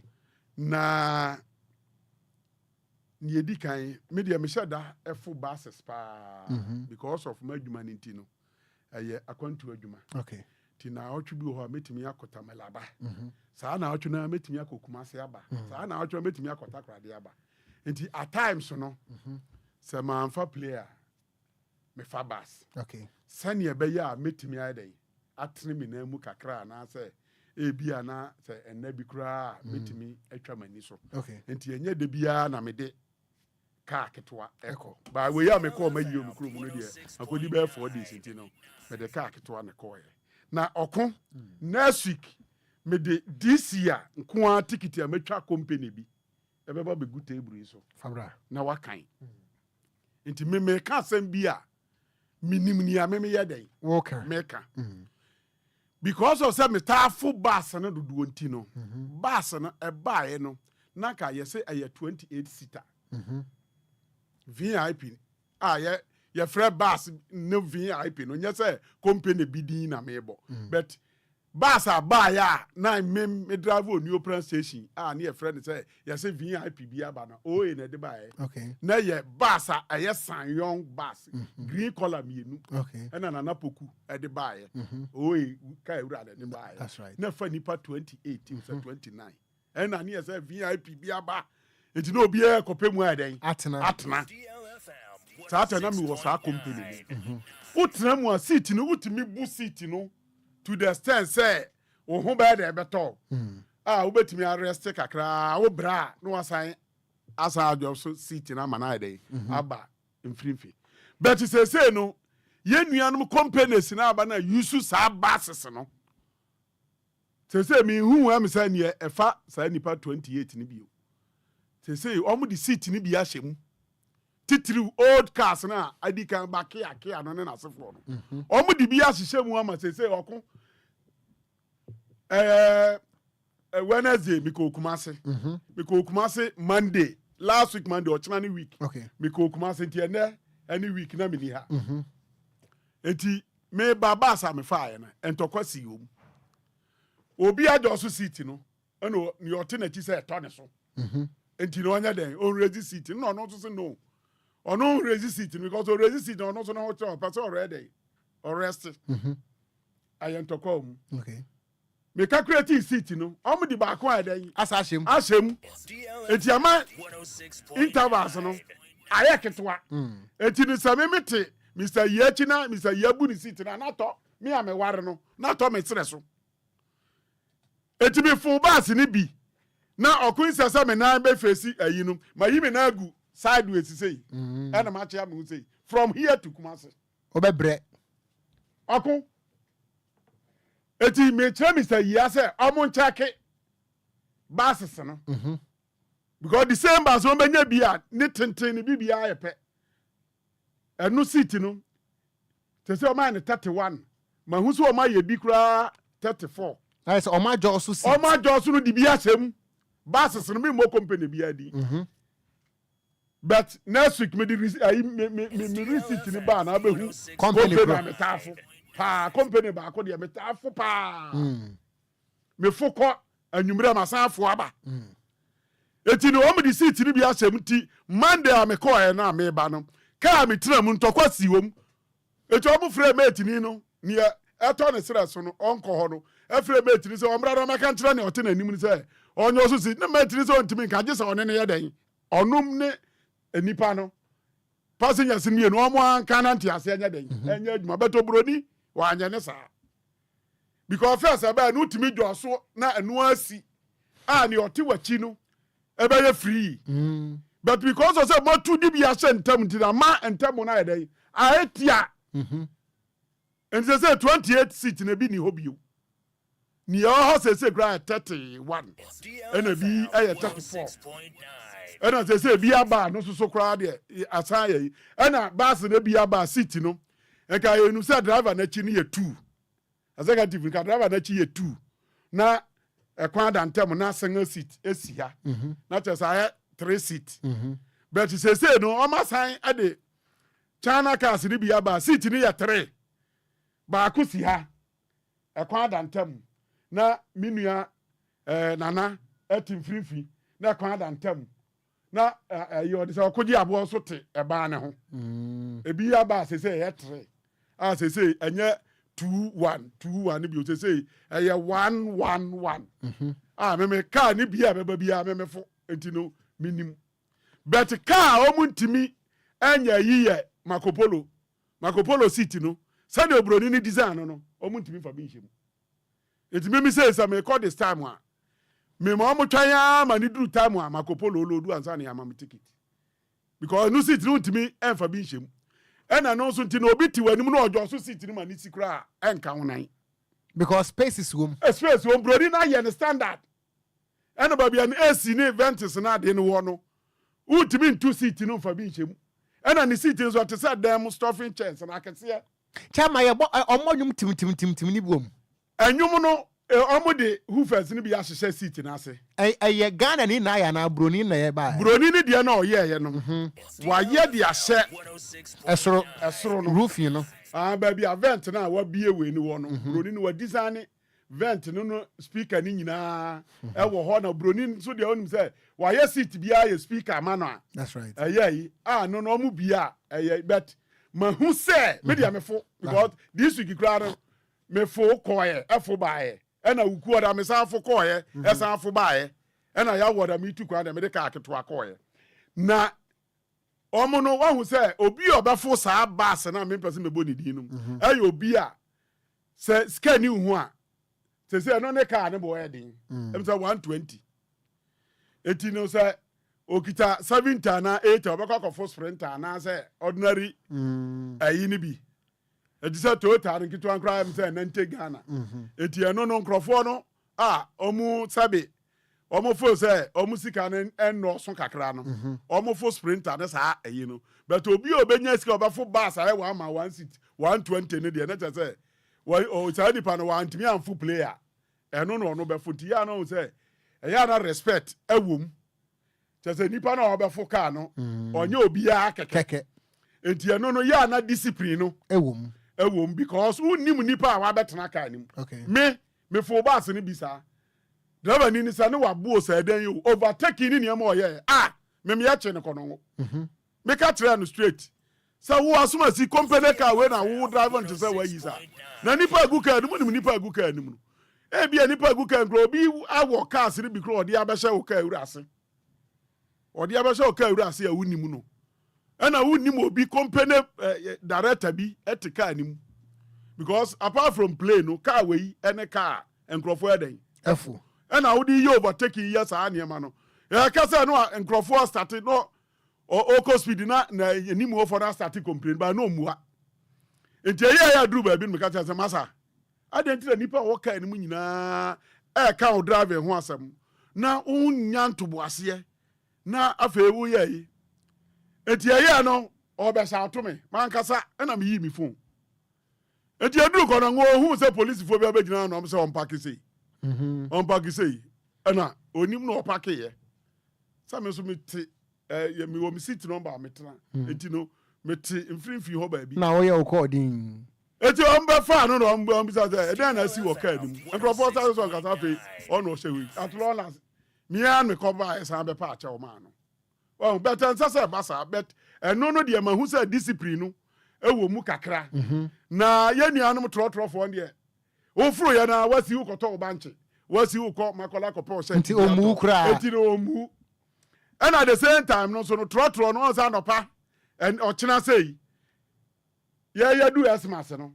nipa no koraa na bu so cars ɛni hɔ enti no wokɔyɛ wano gyaru koraa car no wonya bi nya dɛn ɛmfo enti ɛna wosi fam so so a wonya car ne bi eti ɛma drivers no ɛtumi yɛ nneɛma bɔne biara na ɔmo pɛ obetumi abie ayi na tape no na deɛ ɔno taafo taxi nti ɔno no ne area no taxi because dansoma deɛ yɛba dansoma no yɛ na fɛ de watɔ nkyere na de kɔ hɔ na ɛhɔ deɛ ɛhɔ yɛ gentry way dansoma deɛ na ɛhɔ yɛ estate nti no ɔmo de ɔmo bi yɛ gentry nti hɔ no taxis na de no na ɛdɔɔso eti ɔfo tɛ ne yɛyɛ fo torɔtorɔ no deɛ me ata me ne nana nana yi ni kɔ etwuru otumi frɛ me yɛ hɛda ɛpake ɔde ne kaa besi mi nkyɛn wɔ amasama na me nso me de me de abesi hɔ ne afo kaa torɔtorɔ ɛkɔ Accra etumi fo ne asi sɛɛka ne yɛhwɛ ne ɛkɔ so ne asan fo bi sɛɛka ne yɛde kɔ Accra ne yɛhu ɔmo agyegye short ɔmo agyegye sei etumi yɛ saa yi ne kɔ Accra ne asan akɔ gyina hɔ ne afo kaa foforɔ na ɔno nso sɛ sɛɛka sɛ ne wayi asi ne atua ne asan fo bi sɛɛka ɔsɛ akyemɔta na wagye yɛn yɛduru hɔ no ayi agu hɔ ne yɛtua ne asafo bi aba eti yɛtumi yɛ saa deɛ ne ho nia ɛkɔ so ɛwɔ kuro nti yɛka biribi a yɛnim nea yɛka eti buses akɛseɛ no me mmɔ company bi ani ɔm deɛ yɛ ne discipline no ɛwɔ mu ɔm de hoofers ne bi atom bet obie ahomakye na ɔbɔ gospel a wotumi sɛ da fam undisturb passengers yes ɛna obi wɔ hɔ so aburoni na san yɛ ama ɔno ne nko ama no one speaker wɔ ne front hɔ ɛwɔ ɔno n'akyi nti atams ahomakye no ɔfo sɛ ɔmpɛ sɛ ɔbɛdisturb mu a otimi ebia radio station bi ɔde bɛto anaasɛ gospel bi a ɔtie ana ɔtie de preaching a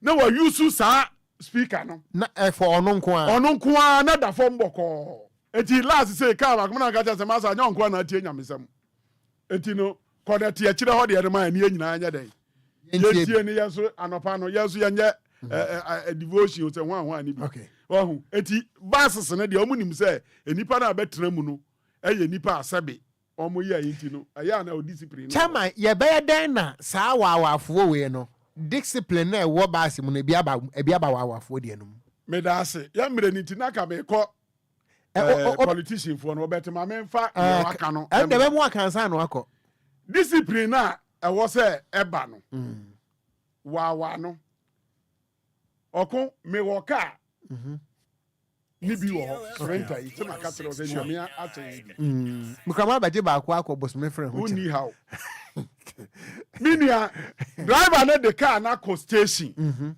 free kwasieda last week Sunday or the car na ko si station akobuku Sunday wanya bi anlodu anopa chama ka lodu ye olodu ye trustee ka ko ye secretary ka ko ye station master ka ko vice chairman ka ko we ka ko ewomu a beba beduru na ebi akuma se chairman ka afri kuma se abedu no na lodu na kuma se trustee dia ba wo se lodu ma ne ko kuma se secretary dia ba wo se ma ne ko wo hu anopa akra chairman dia ko ye secretary ko ye vice ko ye we ko ye no obu nyina ko wie ye no ebi a floating car eye Mr. Yaka betro number on board car ba ko lodu ye na kuma se car chairman dia no lodu first na bedu it was here match am ade na sa call back to Kumasi na wo de nda so si o olodi wi na Kumasi vice dia bedu o se ma ne ko de Kumasi secretary dia ba o se ma ne ko onu su ko du ye na Accra cha am ade nduru ye na na stop no o se Accra cha am ade sa ba back Accra vice dia ba Accra Kumasi secretary dia ba eti every day no e bi a station cars na aye floating to say me Mr. Ya nana yen ato ye de na ko station no akọ register station amomaji e be 5000 a register no na otwini nyina be kwa beduru anwumre no na bi a broadcast na bi abaako mienu na eko na wo ka na ntimi anko na si ho te ba sa ade a chenso a chama ade akọ we akọ o mbe wienu na broadcast abaako mienu akọ na Kumasi for de na bedu na omo so sa akọ return na no so bi a trackers enti se oto so be 50 car e wo board ne so a o ka na betimi asi ho na otwini nyina wunya bi nya dai enko eti wunya bi nko no nsusu akọji loan to beti asim eti wo ba ndẹ ti driver ni no ntra ho ba komo ni no se na otwi ni beduru no ba ko no wo be di be 3 days wa ha no anya bi akọ ukodu a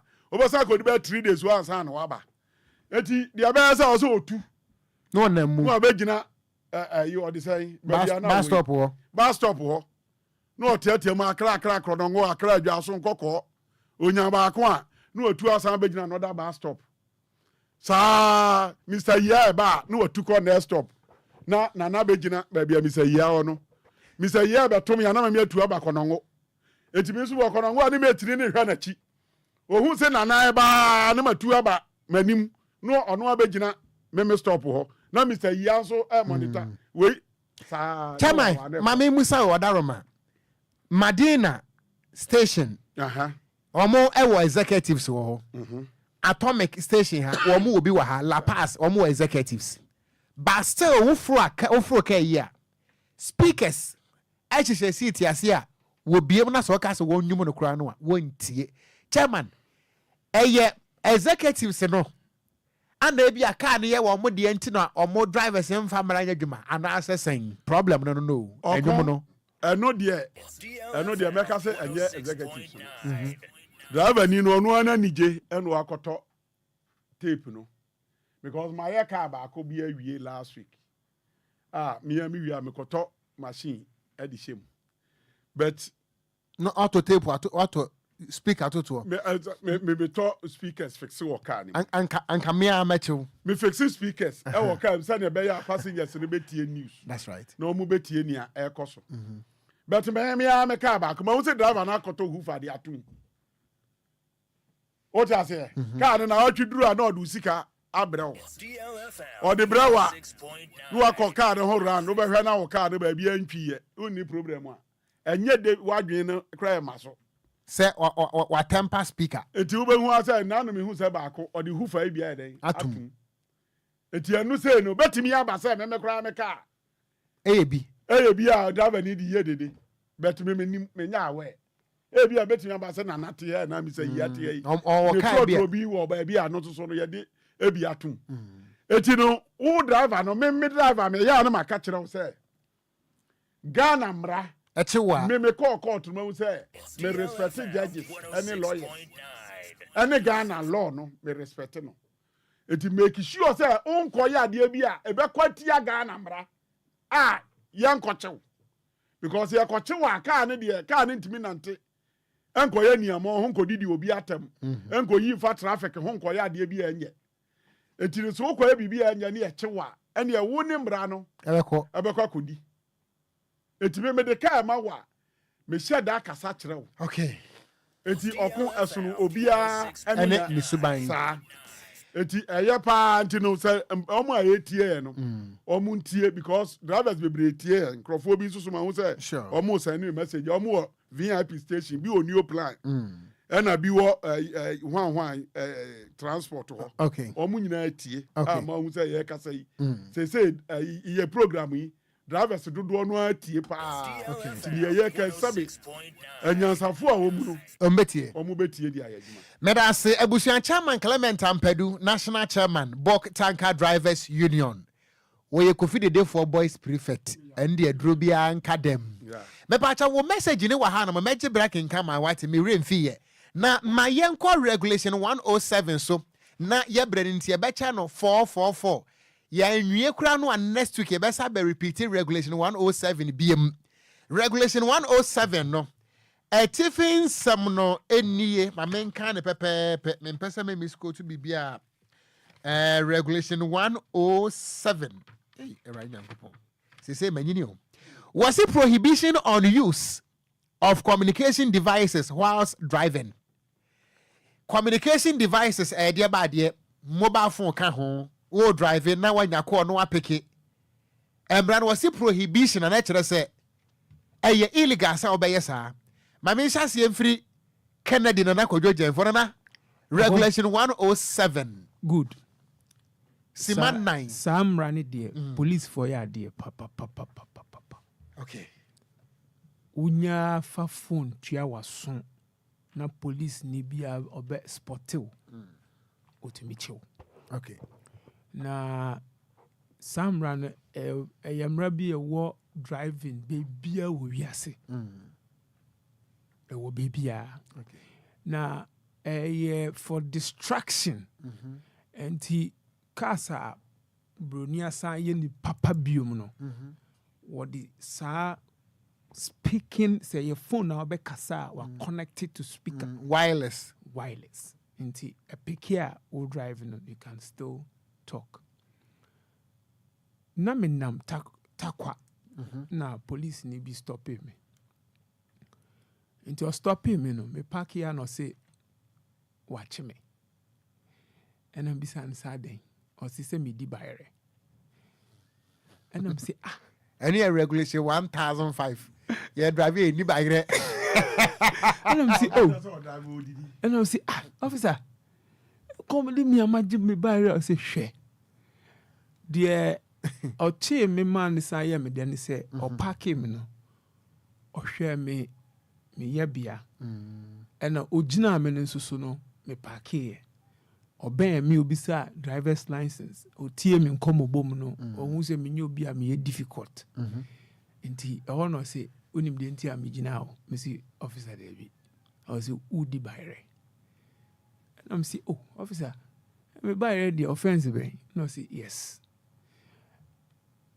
it's all about concentration bayre no so me demu a weni beko bayre ne so nti opemasem onchime na mo mempark na didi wie na mindi mi bayre ne wie na me nko and I'm say officer bayre so o carry now drive ya ne de nti okun yemra ne bi wo ho a yempanyimfo no nim nyansa okay o ma hihye ne ne way say bebo yankasa ene afoforo a wo monam kwan ne so bi nti nyese bia o beka se me de me ho ena mato me phone ena me driving ti na menya me call na call no ni nipa ofre me de ofre me nim de opese oka na me pese me pick it na me pick na mom imra no esanso ma ho kwan se ko deeper so when you call now necessary space you can park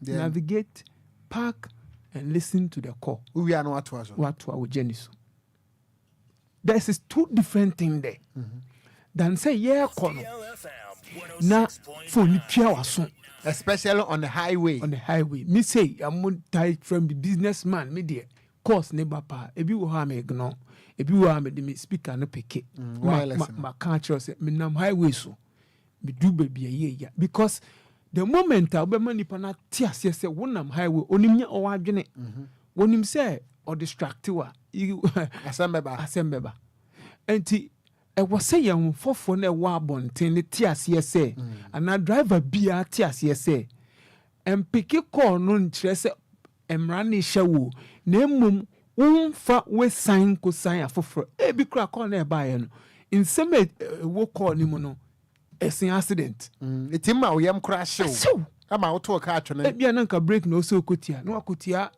accelerator na etu hwem nti de ye bia no ye ma emra no emwa ye efise ye mra e ba ebo ya ye ho ban na boa road safety so nti we nya mra bia wo se wo ma police chew na mo me bo police for abaso mo e wo samra e ho de omo jeja omo nya hu a won bechew no omo nkoso nyesa nyame hire omo se enya ye be ka kire omo eye de be bo omo abaso mera say na ma obi so nto aso mfiri ho Kennedy Nana Kwadwo Jamfiera Richard Kwesie ya wa ha say Madam Regulation 107 prohibition on the use of communication device whilst driving.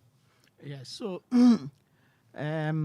emrano eka se na okan ye no edoso but baby a okan si ye no ye be pense mu honom na when we say wo kaka esan say o pass ni nia ye adwuma ni ti no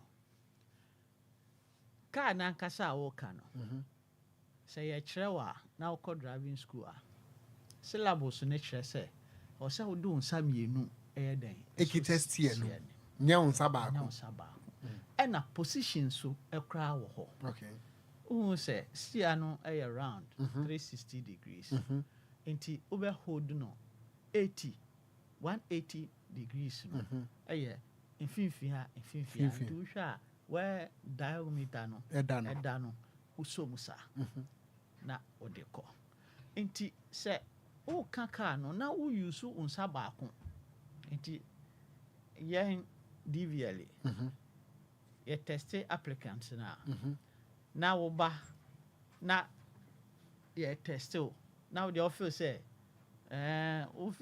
unim driving no nti wo do nsa baako e be drive ya now the driver e be hwe wa o drive we ya no ya fail you say microphone ya o dia sorry me da say sorry ya fail you wo do nsa baako drive ya nsa baako e na drive e mra no we no e ka ho asem okay nti sa wo didi a eno so wo do nsa baako e na wo de ye de wo de drive nti ade bia beji wadwe fi driving no ho no ya be ma wo do nsa baako aye no e wrong okay nti police hu a obecho DVL nso ya ko test wa o yes a wa fail unya o driver license okay nti phone so ringi a o be pick you o pick no we ja won sa baako na wo do nsa baako dey pick apart from noise na be ma na o be ye den o be kasa na ayi wadwen efi ho no so no onsa no so etumi nti mobile phone there say ringi a na wo baby papa be park ya na wa park mo na wa pick your call o pick ya na wetie waka wasem wo wi a wasan aye den atoaso but say kwan ni ho a betumi aye den a pick ya man ringi nancy udu baby fine na wa den wa friend pad crawl back that is it if you say eboa pa ma unya more concentration okay na wodia aye adwuma no na mikuta highway code. Okay. Ghana Highway Code. That is good. Okay. Sabuku way. Say even airline no cry na woni na ubia. Drive bia obeje driver licenses if you are no DVLA no. Yeah, money highway code. Okay. Na bibia wo. Ewum. Aya wo na wo kan. Me pese obe kan. Sorry. Next me be kind biem. Page 57. Page 57. Was it distracting no, whilst kind session 7.15 no. 7.15. Avoid Avoid using mobile phone whilst driving. Good. Was it is an offense to hold, use or operate mobile phone whilst driving. If you use a mobile phone whilst driving, you are likely to have a crash responding to phone call. However, brief is potentially dangerous and could lead to losing control of your vehicle. Even the use of an earpiece will still distract you. That's right. The person on the other end of the call will not stop speaking to you even if you are approaching a hazardous or complex situation. If you must receive or make a call, stop at a proper and safe place. Eradia Semnie. Good. Did I say? Enti where Ghana Highway Code? Highway Code. Okay. Enti when we say Mrano Eka and a highway code so I then I check you. Enti boku mienu ni a eko hand in hand. Enti unyusu earpiece kra. No, unyusu. Okay. Enti the best thing is say unya kwa hwe baby yeah fine. Na pack. O receive o call ni wi a na wa den. What was so obedidi ade bia ebe ma obstructions no. I was say ujira. As obstruction e betwintwa wa name e wa driving no. Okay. DLFM Obo so bi wo ho no mo a onum nso. Na ode ne sabako e drive car. Bibia obeye bia ebe ma wo do nsabako akaka no. Ay offense. Enye ebetumi lead to accident. Well, okay. Na okay regulation 107 na sub regulation 6 no. Me pese obe kan ho kaka. Kakrebi. E ma yen. Wo mo a emra na ma omo kwan say omo kaka obetumi aye den apiki phone. About regulation 107 sub regulation saying 6. Sub regulation says no say sub regulation 1 does not apply to the following persons whilst those persons are driving in the execution of their duties and the use of the mobile phones or other communication device is required in the execution of their duty. Not just a sankro for ya me body idiot or drive a crown because of one more humanity. One more betting me use mobile phone. Abraka and ekro. 1. A person driving a fire service vehicle. B. A person driving a rescue vehicle or an ambulance. C. A traffic officer. D. A police officer. E. An officer of an armed forces. Or F. An officer of any other recognized government security agency or an emergency service provider. Not just a sense with this sub-regulation 6 and then regulation 74, the use of siren. Good. Okay. So, well, say, Oyamrana, or Shim, one more, and Rano, a bit to me a boa, omudi ayo major. Those who are exempted. That is it. Okay. DLFM And you'll be a Esa, police, Achubi.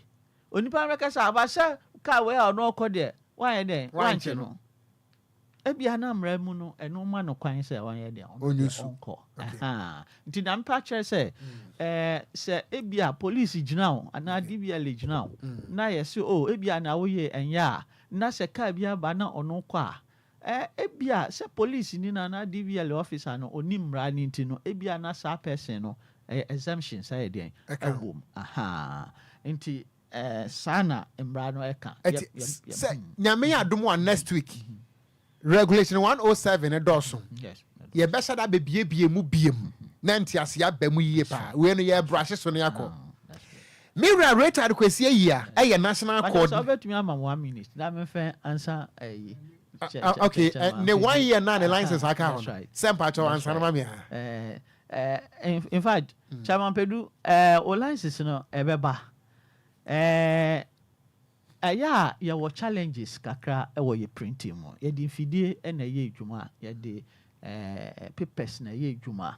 Ene ni aye security papers a niam bi wo ho no mo a is sometimes beyond our control. Okay. Entina emra no so ema ho kwan se ye ma o cover note na, which is the temporary license na.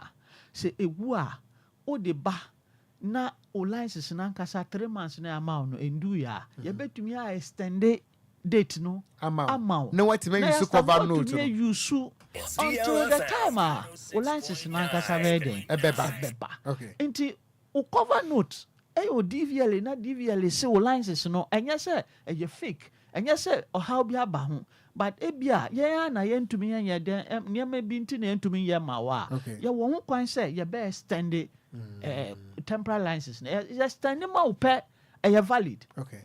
Police ni ntumi nka se Enchew. wachew dabi age se ebi ewu ye no umba DVL e be extend date no. Okay. Nti da bia no unso mani nwu ansa waba. Okay. Behwe ebi aka 1 month na e wo se license ne ba no na waba DVL abe o me ba ye no me license na ba ye se aba je emba ye be extend eyi na cover note no amount. Okay. Na afidie unso wetumi aye den. Nti sa wo di cover note ne kaka na police ni bi si wa dabi obumra so na tese it is regulation 47 yaje wo license ni amount sa police sa receipt bi no okay se fe kono okay nti Chairman Pedu edro bi anka de when so there ya be kan wasem na da se na Ghana for se memisa o se ya te ase ebia bibi nti na monyeye anase monsa enkan ya na mo printi ye na mom de Ghana for nti ase a omo bisa me no ne se e wo se license ne ba e wo se start the date ya mo de ma me no because ebi say omo de ebeba no na se 1 year yi na ewu ase agu enti beba no na se last year na me de year no e date no na omo de start ye enti say di 2 years or munchan na o so renew 2 years 2 years na be di o munchan be ba munchan na ewu what you get ho no Ghana for nti ase enti yo man what we say to say and then now obey your license and on sanka license ya ma a temporary license but who say a sense temporary license no Ghana emremu no ye hu ni say a license na o de kaka ni ti no wo de akaka na for 2 years no obi how enti sa license no yenya print a ada se bia nda na obeye na bia next year and na unsa be kan original license na yan fa say 2 years impo 2 years na be renew 2 years na obeye nde no ewu and na unsa kan license no sa date na no na che license na iden ewu but wo the cover note no enam Kwanso sa koba no eti say wo the license na nkasa nti wo be renew license no that day now saka na I was say renew because your mouth cover note wo the eden wo the nice of ampedium person find the dabi eti wo de wako me mene Ghana for the kasa okay to me ko ni Ghana for basa wo basa that's right ya tu bro bia mania say dey me time enti chama de can me kwatie for but we dey for be 3 minutes hey rock we dey say dey me ani ni 1 minute oku me twitwa ni ten oku me no wa ya hu mu bae to see ya me sorry ya okay call no fi ye nuanu mu a etie program yi okay e wo what they say new plan station ni fi artiste station okay omo drivers ni bi na friend omo say yan kan kire etie for because I had here yeah that Lumba adaroma that's right Ghana 40 here that's right kwasi da bia na omo say yan kan kire passengers say hwese me same be ko Kumasi ananse na kwan na si eti mi wo ade bi ye Kumasi anopa 8 o'clock a mi simu wa ha e bi anwumre 8 o'clock Minimum say be a match across 6 hours. Medu Kumase. But I wouldn't even bet me a sintino. Me ja more than 12 hours and I say you or many. It me could do Kumase ko trans more than 6 hours and sana de make no time was. But to be a on Conisa. According to drivers and our friend Mrs. Ian. I say, Omo Kono, Obi Ohano to drive an echi. Na ohu speedometer say be a driver na call 60, 70, 80. But omo ya no mo complain. Okonya. And a driver. Ahani Kumase na to so sa. And ya pentam and you drive a passenger na kasa for so. Emma drivers no eko America any pass okay. 2 ebi wo ho a na o makọ kuhwa say o mbeko du ba bi na bi a traffic. Ka bi asaya na ka bi anya accident. Na kwan no cross and block. Na bi a cost spend bi a be 1 hour 2 hours. Near passengers ni be ye de kasa on be kasa na. I was so increase speed ni ya den. Ama hom. Eno so ka ho bi ma accident. Enti mesre. Okay. Obi a otie ya okofo car. Enhwe emma saade no enye den. Ento baby abekọ the net traffic ni ne bibi atimi si. Simuntem. Eti simuntem. Na okọ na kwan na kọ broko a wan kofa pressure ma driver no because afi adru. Okay. Where the drivers na this ayi ama me say. That's right. Ye phantom from Okay. Eti kwabra baby a obi a no me de masam na atom from anti passengers no. Enye ne passenger ne beka. Sane e wo mo ka say mo pese mo di passengers ni kodu asomdwem. Eno na mo pe na mo manye say mo be ko ententem a omu nkodu. Okay. Eti passenger de make atre om no. No okun we de minimum say men san ma bi one na ahotwe. Na me bai mi duru ofanko yi or the same poku ase. Okay. Na me di we ma yewura yi anom. Kasa ya ka ho asem akun ande yemfa food kasa omo ade omo pe ato aso ade bia hihye mu ama azes na ye bebre ebi na asesi pokuase wo ba si new road ni so no ye ni ka betimi ato sa ka no e na ka na asesi kwanu na traffic ya me di mu fi amasama no maso more than 1 hour ewo amasama to pokuase enti na ma mo baja de bia me bajam eti eno no towing can now on intimate toes a can. It is a can maybe 2 days, 3 days, 1 day, 30 minutes. Just almost a year, and some can at me a day. I move. Well, never hand Crawford Tino, or course our topic, you know. Any other buy and a beside town, better no cry, and I yeka. Make or cry or come, me crum. Yamia do mamma, you crum or in at the 4 yard dear. But if you say Otten Coco, Otten Coco, now or body home.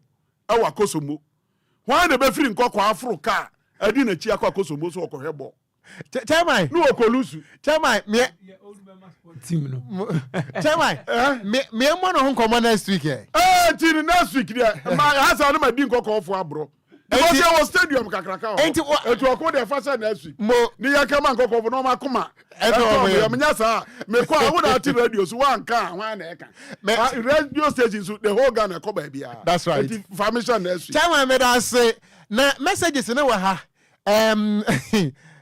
unfailing okay me da say what the aba nyame onshira ana niama Isaac me da say no message pa Richard ahwe DJ Ghana man o say Ghana Kwanso is loud and clear e wo gbechile na wada say ana Ebereza obo ana o say good evening okon and the team Ghana Kwanso is loud and clear e wo Weja Junction yada say ana Steven Dede we say we apply for driver's license 1 year near last year November mai me pa cha yera Richard kwesi ya wa ha dako me man what the number to na wan kasa mo friend okay ye pon a what the number be to na mo friend no Anita entry was say good work done we tie papa ya da say ana Genevieve Kujem was say politicians any road safety the mo fa nwadwuma o na Ghana for na say mo money da ho say yem concourt na bucket mu nkoye campaign every second no gigansa won kwa edesam Fafa Joyce was say wako the program is loud and clear now who say Ghana bibien ho mo yadwuma the system is totally broken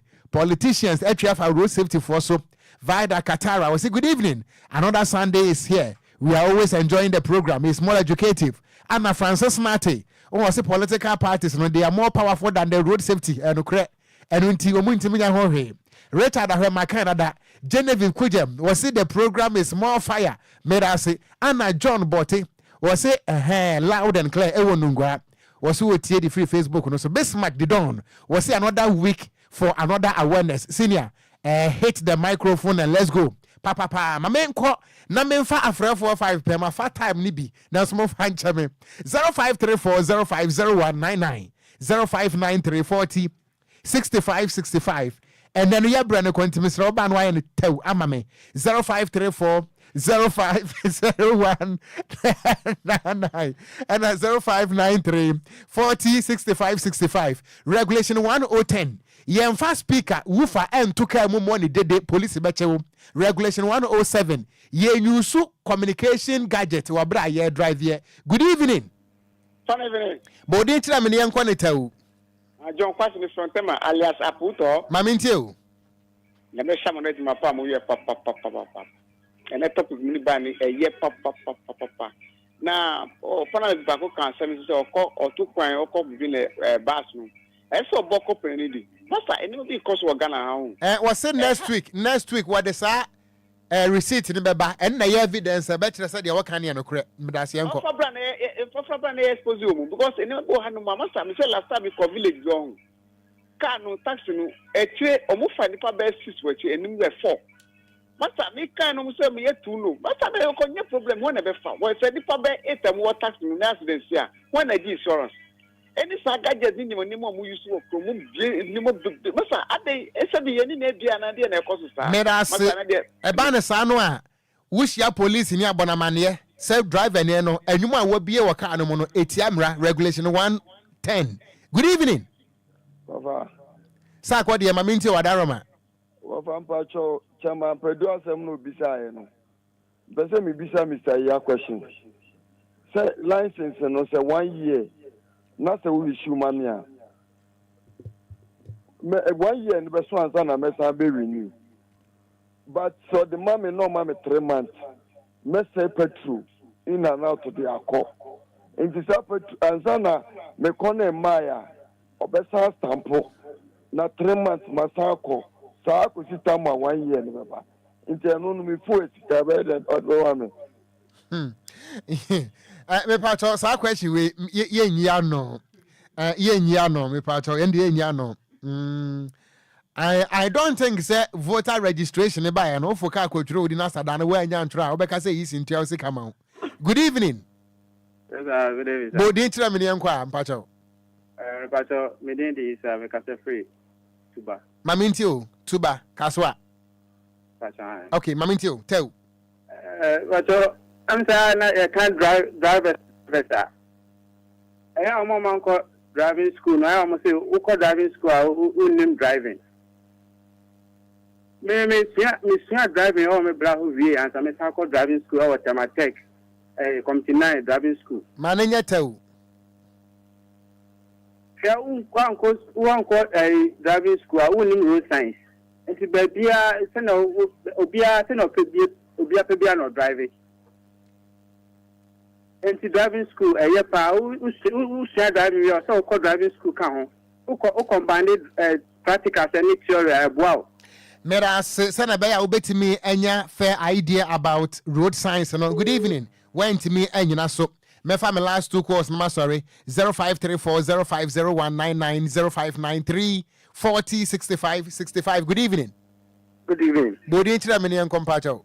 Ndi obobi Emmanuel. Obo mamintio. Yo. Aga me damase. The damase pa se de bia ya mu bi mani e cheche akwanso niama. I'm a taxi driver. We be in Japan. My mom, the American say, I am on custom church. Now you move the some train near from who are doing answer. Now you move in some pet. But here you beat him with the Iadocosetium, the Damasapa. Men so made us say, at a bedroom regulation 130 so no taxi drivers and Subatias and fat taxi in Fedriane. Yen fat taxi in Fanam. You drew her no so better as regulation 130. Good evening. Good evening, Okon. We are my last caller for me pong. Okomedase, Mama Wajumanso. Ejumadase. FM, Kwesime Kasa Freedom Yabra. Mamintio. Okon, mo say ye drive ya yenya call. Na ye won crofo bi nso a abanya gi pro mo a. Se o drive kra na wunya call so wo park. Be 20 seconds. Uti mo ani akampo car no. Enti okun eno so ye be ni den. Eno no san crofo no eye police na krampia na assembly task force no. Task force for no enye police. Okun eno so ye be ni den. Me ba so kra de o. Baby apake ye no. Baby apake ye no. Na ehwa ye bus stop. Me pa try bus stop pa. Okay. Me te ka ni mu a ye ko a just su ye num ja me hu an so ma cross car no. Akampo car no. Okun enti eno so ye be ni de extreme a munya hu bibi ma yen why. Mate ye be ye hu adwuma da bia me se Ghana no etimu no. Obi anya tumi a ni gidie ne se obekire ni nua. Because bus stop me hunu bi wa chimota me a me bra a mete ne kem achimota bus stop new state achimota old station bus stop ya pake me bra e to ade 1 minute no ma clamp na assembly task force no me say terrorists bie ne ho esene wonom ebi ne moji age driver's license no na wo moji age driver's license but ye beba ho one day na wada ma ye ko Oko we dey tell ya jemre ni nyina ma me nchia ababa owie BS in nursing.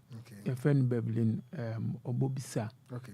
And ran on we graduation Wisconsin. Na utumi say the niaji otie and so pa. Okay. Nti me man the biggest congratulations. Okay. Beblin Obobisa. Or BS in nursing. Okay. Nti ye mano DLFM fo nyina emano ayiko enimo.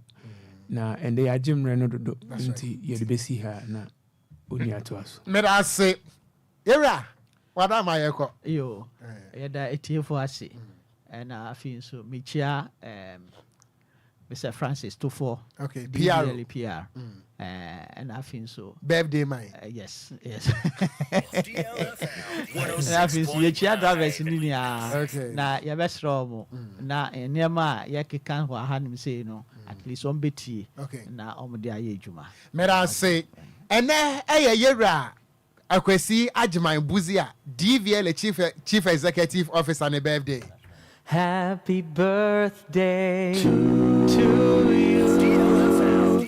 Happy birthday to you. Happy birthday to you.